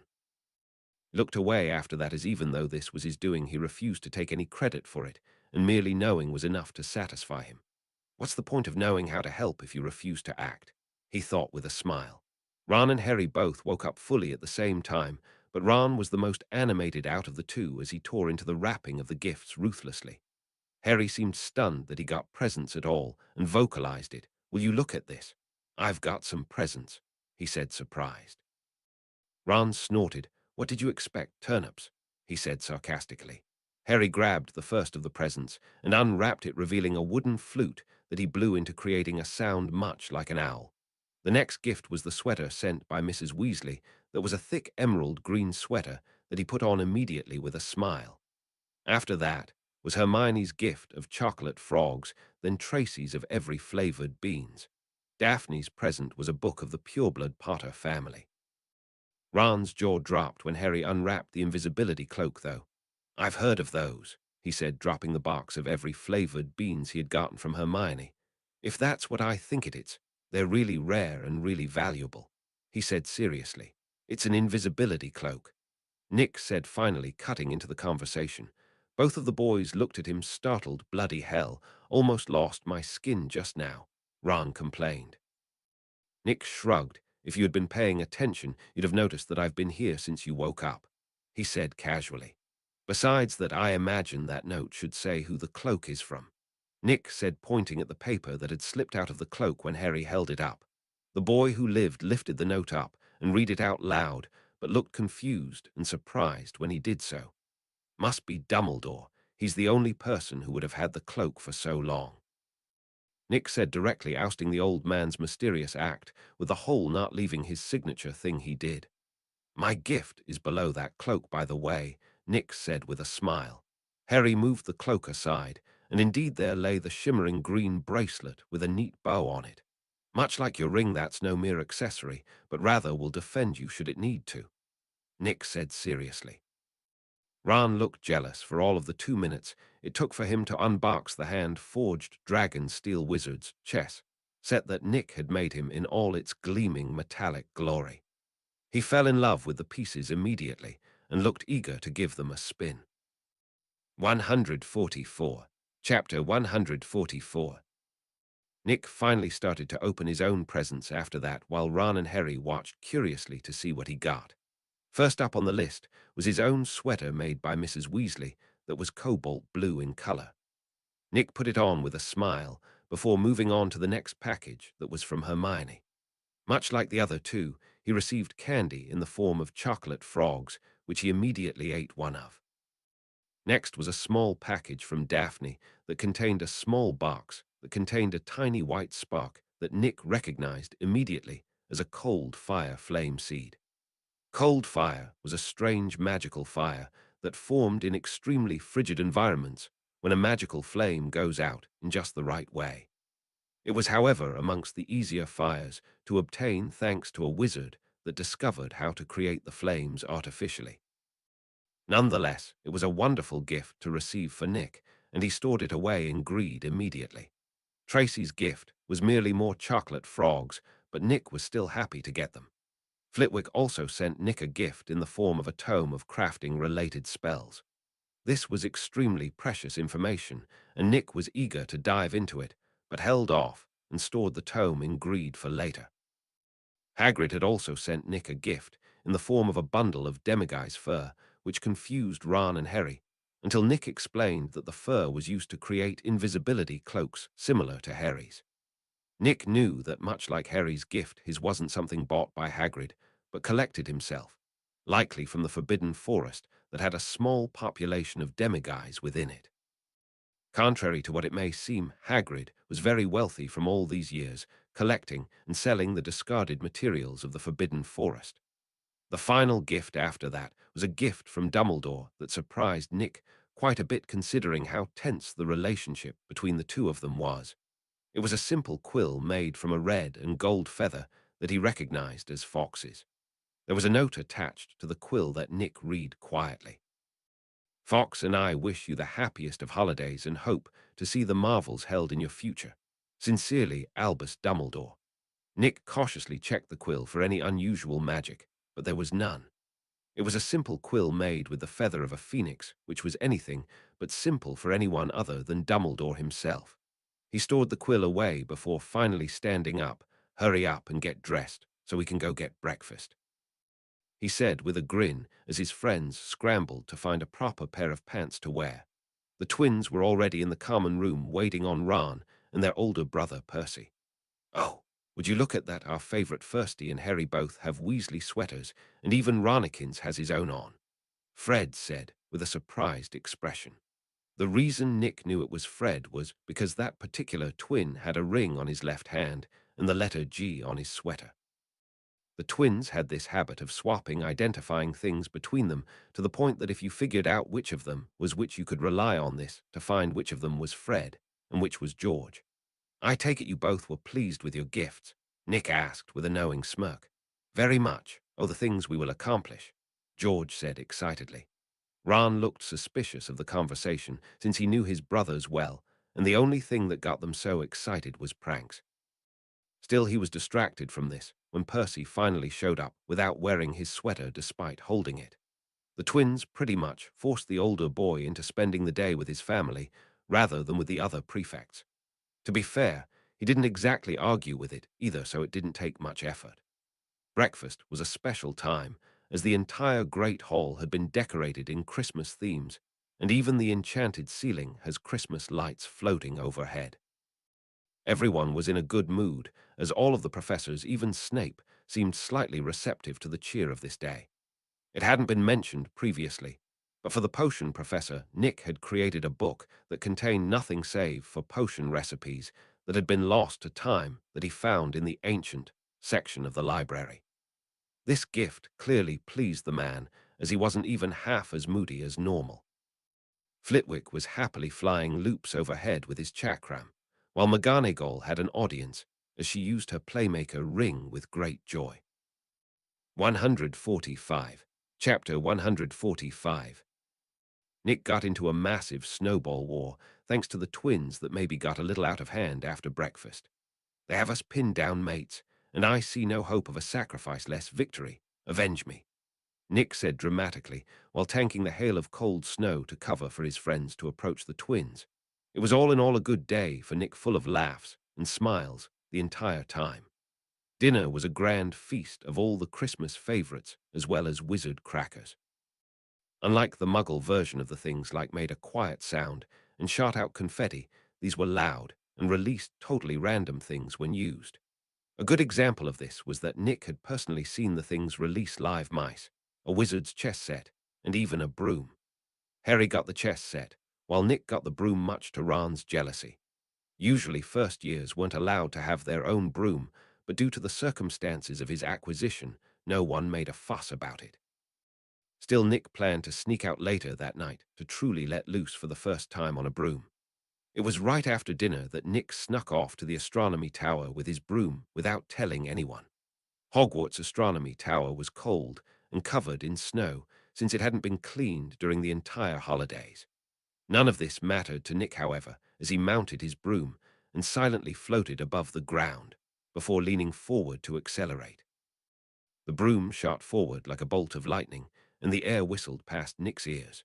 He didn't pay any attention to how he moved on the broom and simply let instinct guide him as he zipped across the sky at breakneck speeds.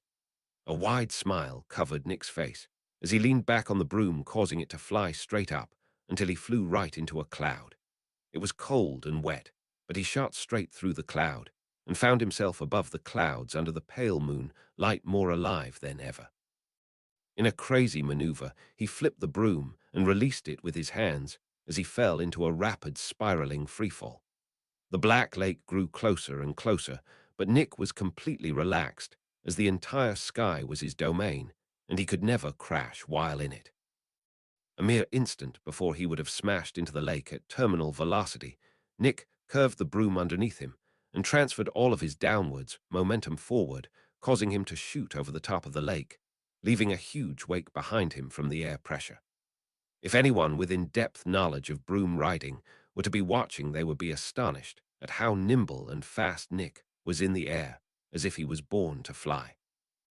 After a couple of hours flying about the sky, Nick finally landed on the astronomy tower and began to carefully return to the Gryffindor Tower. Filch had caught the trail of someone sneaking about the castle, thanks to a book in the forbidden section of the library having been disturbed. Nick was surprised at this, since Harry already knew about Nicola's flame and had no reason to break into the forbidden section like he did in the book. Nick was good enough at transfiguration that he sank into a wall seamlessly as Harry rushed by him on the first floor and into one of the disused rooms of the castle. Nick's magical senses told him nothing of the boy's presence, which chilled him a bit as it showed the power of a deathly hallow. There was not even the tiniest ripple in the magic nearby, as Harry moved through it, when not even Dumbledore's disillusionment charm accomplished this. The fact that the old man was following Harry explained why he had went to the restricted section. The old goat is still trying to manipulate Harry for some reason. Nick thought with narrowed eyes. He had assumed that with his presence Dumbledore wouldn't risk it, since Nick was greatly affecting Harry's personality, but apparently this wasn't true. The wall of the castle rippled as Nick transfigured his way out, once he was sure Filch wasn't coming, and walked over to the door Harry and Dumbledore entered. He pulled it open, startling Harry, who no longer had his cloak over himself. "Nick, what are you doing here?" Harry asked, confused, and Nick chuckled. "I snuck out to play around on my new broom. What about you?" he asked, while showing the broom in his left hand. Harry changed the subject and pointed out the large, ornate mirror in the center of the otherwise empty room, as well as what he saw in it. 146. Chapter 146. Nick purposefully didn't look at the mirror itself, but rather the decorated metallic frame around it that had letters in the English language written on it. Erest stra eru oit ube kafru oit on wosi. Nick read the words out loud before scoffing and reversing and correcting them. "I show not your face, but your heart's desire. The mirror of Erest, a cruel and powerful artifact that has driven many to madness," Nick said with a chilling coldness. Harry could tell that something was wrong, as Nick didn't seem angry at the mirror, but rather at something over in the corner of the room as he glared at that spot. "Defindo," Nick said, sending the cutting charm straight at Dumbledore, but the old man simply dropped his disillusionment spell and sidestepped the spell calmly. He could tell that his spell was ineffective against Nick and didn't want to escalate the boy's anger further. "Try to remain cool-headed, young man," Dumbledore said calmly, despite having a wand pointed at him still. Harry looked stunned and confused to see that Dumbledore himself was here, and that Nick had attacked him seemingly out of nowhere. "You brought this cursed thing into a school full of children, and then had the nerve to purposefully lead one of them to it. Why don't you tell Harry here what effects this mirror had on people?" Nick said coldly, while glaring daggers at the old wizard. "What is he talking about, Professor?" "What is happening right now?" Harry asked Dumbledore, confused and hopeful that the man had a good explanation. He's the greatest wizard in the world, so he must have a good answer, right? Harry thought while looking at Dumbledore hopefully. Unlike Harry was expecting, however, the old wizard refused to meet his gaze and had a look of guilt. "You won't do it. Fine, I'll tell him myself, so feel free to correct me if I'm wrong," Nick said with a scoff at the man's caught in the cookie jar act. According to the story, a nobleman with great wealth commissioned an artifact from a fae to protect his great wealth from thieves. The nobleman, however, never intended to pay the fae for their efforts and thought to trick them into giving the artifact to them for free. They failed, however, to account for the fact that the fae saw through their treachery. He paused for a moment. The fae were spiteful creatures, however, and so created a mirror that could serve as a secure vault for any treasure, but came with a cruel trick. The mirror showed the objects of one's most heartfelt wish, but only those who wouldn't use the treasures within could take them from within it. The nobleman proudly stored the entirety of his fortune within the mirror and mocked the fae for being tricked, but the fae merely laughed at the nobleman and vanished with the wind. It was only when the nobleman sought to remove some of his fortune that he realized what the fae had done. Nick paused again.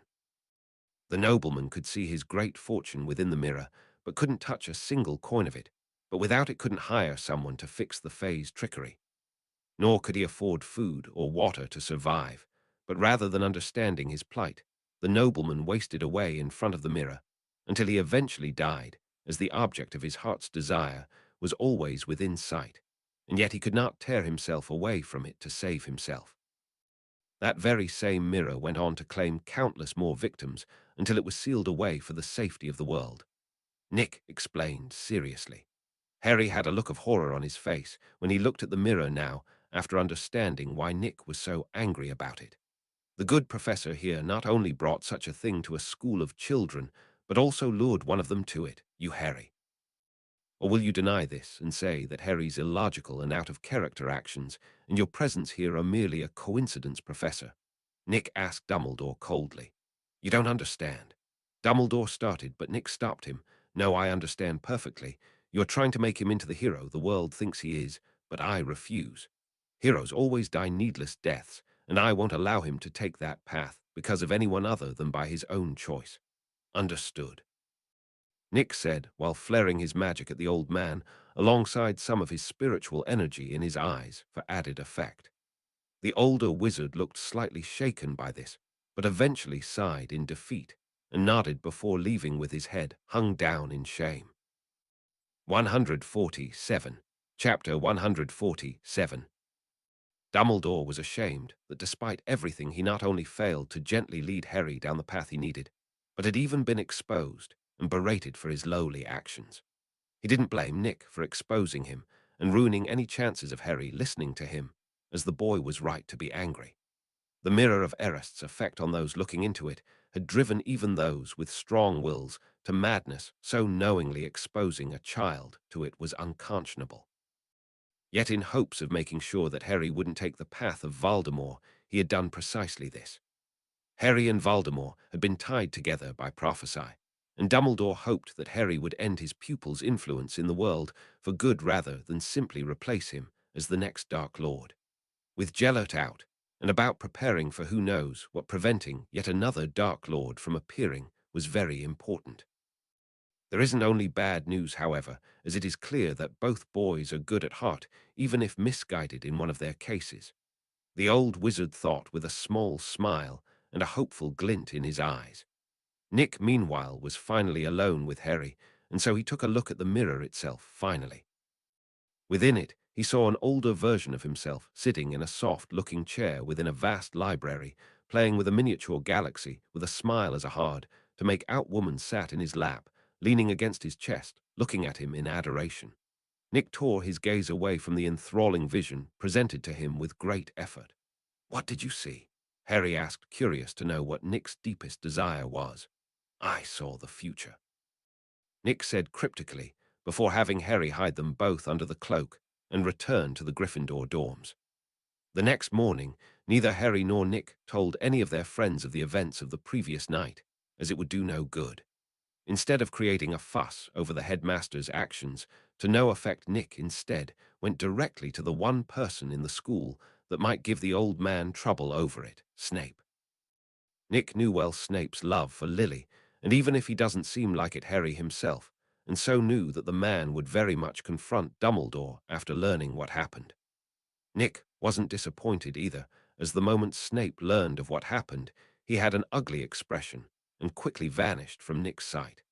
It didn't take a genius to figure out that Snape was going to give Dumbledore a piece of his mind. While this wouldn't shake Dumbledore's hold over the man, it would make Snape more cautious about leaving him alone with Harry. This doesn't seem like a big deal, but remember that Snape is Dumbledore's favorite person to have do his dirty work or spy on Voldemort's activities while in the castle or elsewhere. Both of the two older wizards realized that Nick was pitting them against each other, but didn't mind since he used the perfect point to do so. Dumbledore had promised Snape that Harry would be safe, and then directly broke that promise, while Nick's part was merely pointing it out. If anything, both parties were happy to see Nick's cunning and actions, as it meant he got rid of his anger by doing so. A talented young wizard with a lot of anger, but nowhere to direct it, is a recipe for bad things to happen, so him venting his rage using these methods was better than him turning to dark arts. An interesting thing that Dumbledore learned, however, was that a member of the faculty, specifically Professor Sinistra, had witnessed Nick's aerial prowess last night. Apparently, she had been studying the heavens, as she was prone to do as an astronomer via her personal set-up outside the castle, and discovered him.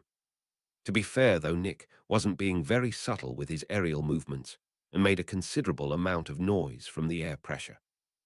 Not enough to be heard through the thick walls and windows of the castle, but plenty to be picked up while outside. According to the professor, watching Nick fly gave the impression of seeing an inhuman level of control over one's body and broom. Each movement was precise and full of natural grace, and were performed at frankly frightening speeds. Dumbledore could only take note of this information and not act on it, as the agreement between him and Nick still stood despite yesterday's events. The headmaster finally left these thoughts behind and focused on trying to track down Grindelwald to stop whatever he was planning and find out why he broke the agreement. 148. Chapter 148. The agreement was very much a sort of magically binding contract between Grindelwald and the entire wizarding world. In exchange for his life after his defeat, Grindelwald was required to spend the rest of his days within the walls of Nurmengard Castle, unless he discovered a way to serve the wizarding communities without targeting the Statute of Secrecy or dominion over Muggles. For nearly 50 years, Grindelwald had remained in Nurmengard Castle since he refused to change his mind about his ideals. Yet he chose this year to begin acting out in a matter that seemed nearly identical to before yet Dumbledore could tell that the contract was still in effect. It was a well-known fact that Grindelwald was a natural-born seer whose gift manifested through his right eye that was silver in color. He must have seen a way forward, but I don't understand why he is acting this way if this is true. What did you see, old friend, to go so far to realize this future of yours? The headmaster thought deeply before sighing and dispelling Voldemort's magic, trying to tap into the school's wards for the 15th time this year. For the entire time, Voldemort had been sneaking about while possessing Quirrell this year. He had been trying to find a way to sink his claws into the school's wards in order to try and take them over. But every headmaster of the school has reinforced the wards placed by the founders and added to them, making them nigh impossible to breach. Arrogance always was one of his biggest flaws, after all. The old wizard mused as he thought about the trouble his old student had caused, while thinking none of the other professors were aware of his presence. In truth, nearly half of the entire teaching staff was aware of him, but had agreed to act oblivious while setting a trap for him. Snape, Sprout, McGonagall, Flitwick, and Dumbledore were all involved with setting an elaborate trap for Voldemort, but each stage of the trap was also designed to be solvable by the first-year students while also being nearly harmless to them. Take, for example, the Cerberus guarding the room with the trapdoor to the second test, Fluffy. The magical creature was very well trained and was commanded to only attack with lethal force adult wizards, while it was to capture the children who may enter the room. The final part of the trap was planned to be a very different matter, as it involved a slightly altered version of the Mirror of Erist, meant to trap souls like Voldemort's current state. Such an alteration took time, however, so the mirror had been placed in a disused room, while Dumbledore slowly finished the changes to it. Dumbledore made sure to play on his old student's pride by having Quirrell set up a level in the trap as well. This meant once the trap was sprung, Voldemort would fall to his own overconfidence and finally be taken care of, until such time Harry could strike him down for good. Voldemort himself was starting to have serious problems with Quirrell's body and soul rejecting his presence. This caused him to start needing to cut back the amount of time that he was awake drastically to buy time. This was only enough to extend his possession by another month or two at most. Knowing the simpleton gamekeeper's obsession with dragons, Voldemort came up with a plan to learn of the bothersome magical beast guarding the rest of the tests, as that was the only test capable of forcing him to waste his power and time to pass. Nick, meanwhile, was researching organic forging and was having trouble making progress at all, as he felt that he was missing some key piece. It was frustrating, to say the least, as while certain types of enchantments worked in an unstable manner, others simply refused to take hold or detonated during the forging process. For example, wooden rings held water and fire enchantments in a very unstable manner that made the resulting product low quality and highly explosive. No skill or spell-related enchantment had succeeded in sticking to wood, however, and it frustrated Nick greatly, as he could feel it in his bones that it was possible. Bone rings, however, came with an entirely different problem that Nick needed to figure out. They came with an inbuilt affinity to certain magics. For example, the carapace of the acromantula he hunted a while ago seemed to have an affinity with curses and poison enchantments, but refused all other types of enchantment. Nick didn't limit himself to just magical creatures, but normal ones as well, such as fish, chickens, and cows. But each had their own enchantment affinity that he had to figure out, which was a tedious affair involving a lot of trial and error. 149. Chapter 149. Still, Nick's free time was drastically cut short due to the fact that the last day of December came around, and the next day was the start of the next semester of classes. The students that left all returned by this point and settled in. Nick got smothered in a hug by Daphne and Tracy when they returned, as they were so happy with the gifts they received. Honestly, it wasn't that big a deal as you make it out to be, he said while shaking off the two girls who had noticed his solid body under his robes with astonished expressions. The firm muscles hidden under his loose clothes meant that hugging him was like hugging a rubber ball, not as soft as one would assume. Putting aside my own Christmas present, you gave her a ring to protect her mind so she can actually live normally. Of course, it's a big deal, Tracy said, not accepting Nick's words at all. Daphne nodded and smiled happily while rubbing the loop fondly. Nick simply shrugged and decided to leave it alone, but Hermione actually found an issue with her gift. Where did you get the book from? I have been all over the normal parts of the library, and I have never seen a book with the same title, she questioned with narrowed eyes. Nick laughed the question off, however. Where is the fun in telling you something like that? No need to worry, it's not from the restricted section, he said with a grin. HMPH. She snorted angrily at his teasing, but dropped the topic anyways. Likely planning to try and search the library again for the original.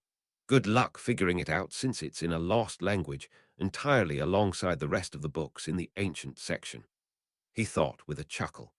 School continued as per normal after that, and Nick found it odd how the cold and snow were almost immediately replaced with rain and mud within 2 weeks of the start of the new year.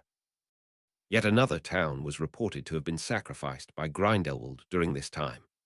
Nick was rather desensitized to this kind of news at this point, though he did note that it was always exactly one town per month being sacrificed so far. This made him assume whatever ritual was involved might be obligatory in nature, though this was just a guess in his mind. Harry and the rest of the Gryffindor team were having a hard time, however, during this time, as Oliver Wood had been intensifying the training in preparation for the upcoming Quidditch match against Hufflepuff. If they won, they would officially surpass the Slytherin house in house points for the first time in 7 years. Though to be fair, thanks to the study group Nick started, they weren't that far behind to begin with. Nick didn't participate in the study group, but it helped the other Gryffindors greatly. The problem most Gryffindors had was not that they were stupid, but rather that they had a hard time getting interested in the material enough to want to study.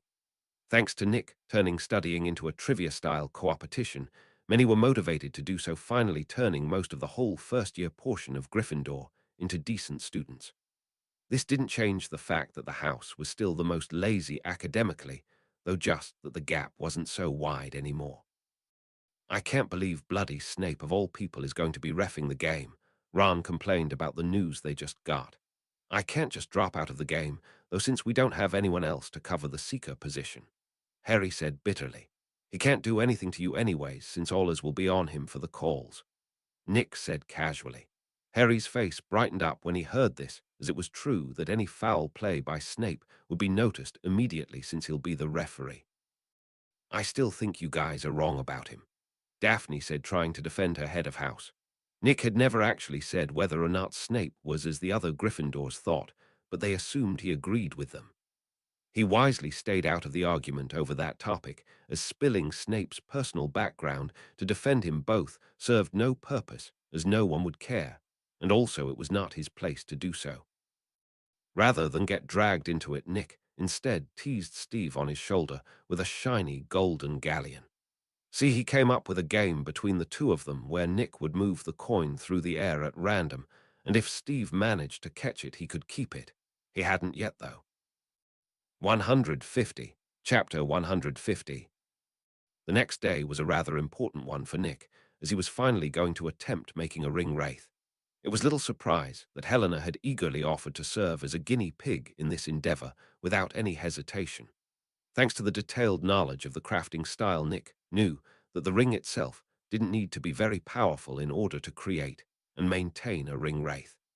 In fact, the rings given to the humans barely had any powerful enchantments at all. First and foremost was that the wearers were invisible as their bodies resided in the astral realm. Only their spirits walked the world in a physical manner, and as a result, they did not age as time bore no meaning in the astral realm. Nick's rings, instead, could directly skip placing the physical bodies in the astral realm and focus on the physical spirit aspect of the rings. The second ability that all the rings of power that made the ring wraiths had was that it allowed normal mortals to become powerful sorcerers by tying their power to Sauron's. Once again, Nick could skip this aspect, as one of the prerequisites for becoming a ghost was being magical.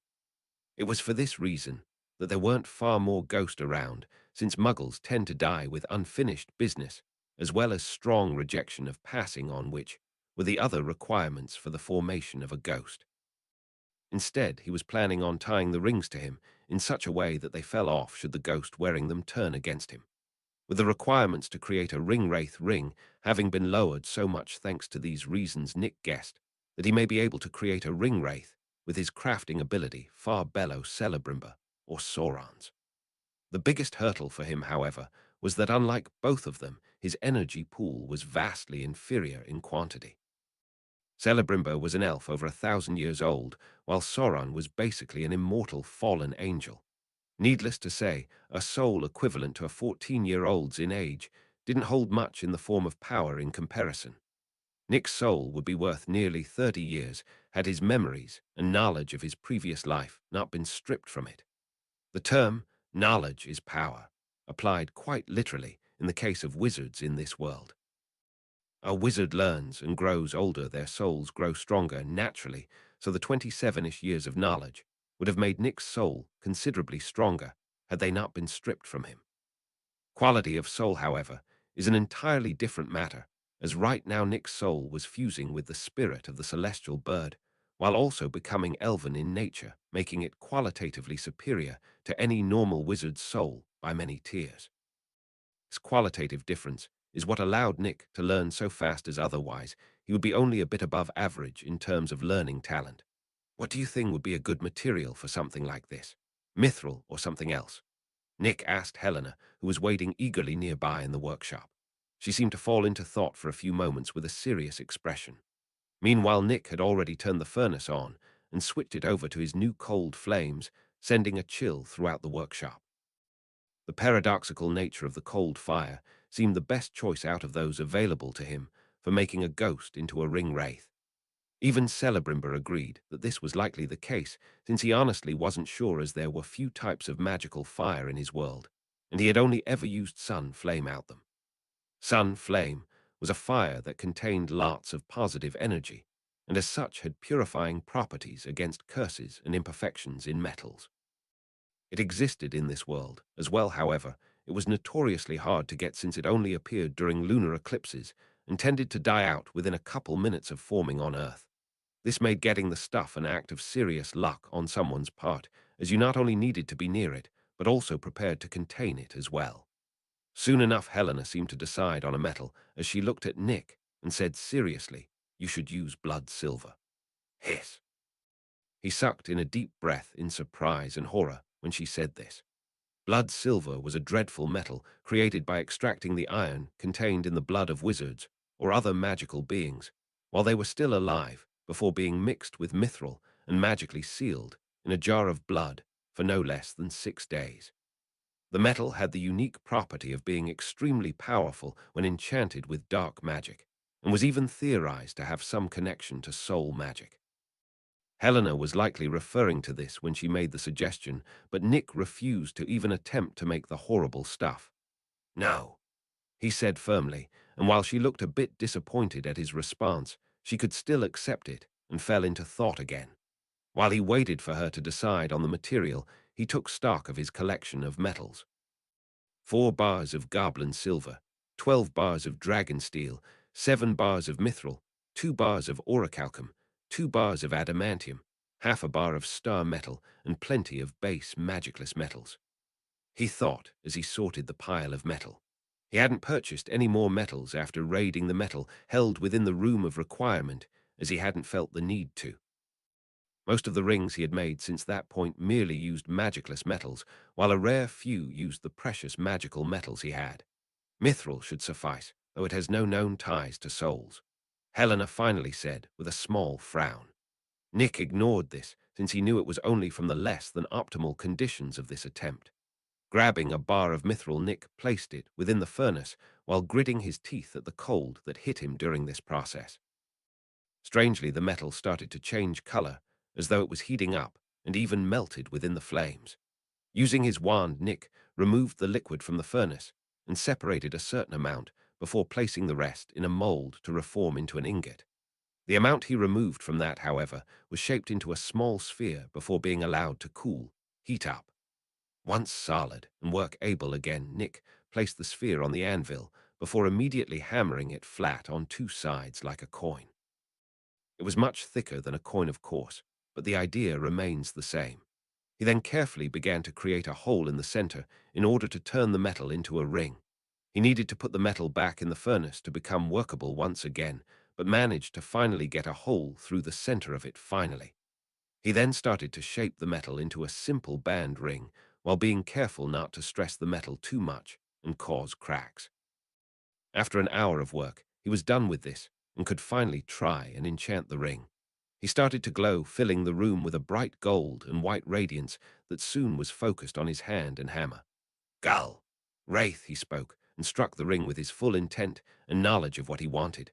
The ring hummed, and a fuzzy elvish word briefly shone next to it. Sauna. Steadfast. He spoke another word upon his next strike, causing both to appear next to the ring that was humming even more intensely. Appear. He struck yet again, causing three words to appear next to the ring, and Nick repeatedly chanted these words as he struck the ring again and again. After about 3 more hours of work, he finally felt the rebound of energy that signified that the enchantment had fully binded to the ring, and spoke one last word with his final strike, Nazgul. Ring Wraith. The ring stopped humming after that, and sat on the anvil radiating a cold blue shine off of it as it waited for someone to use it.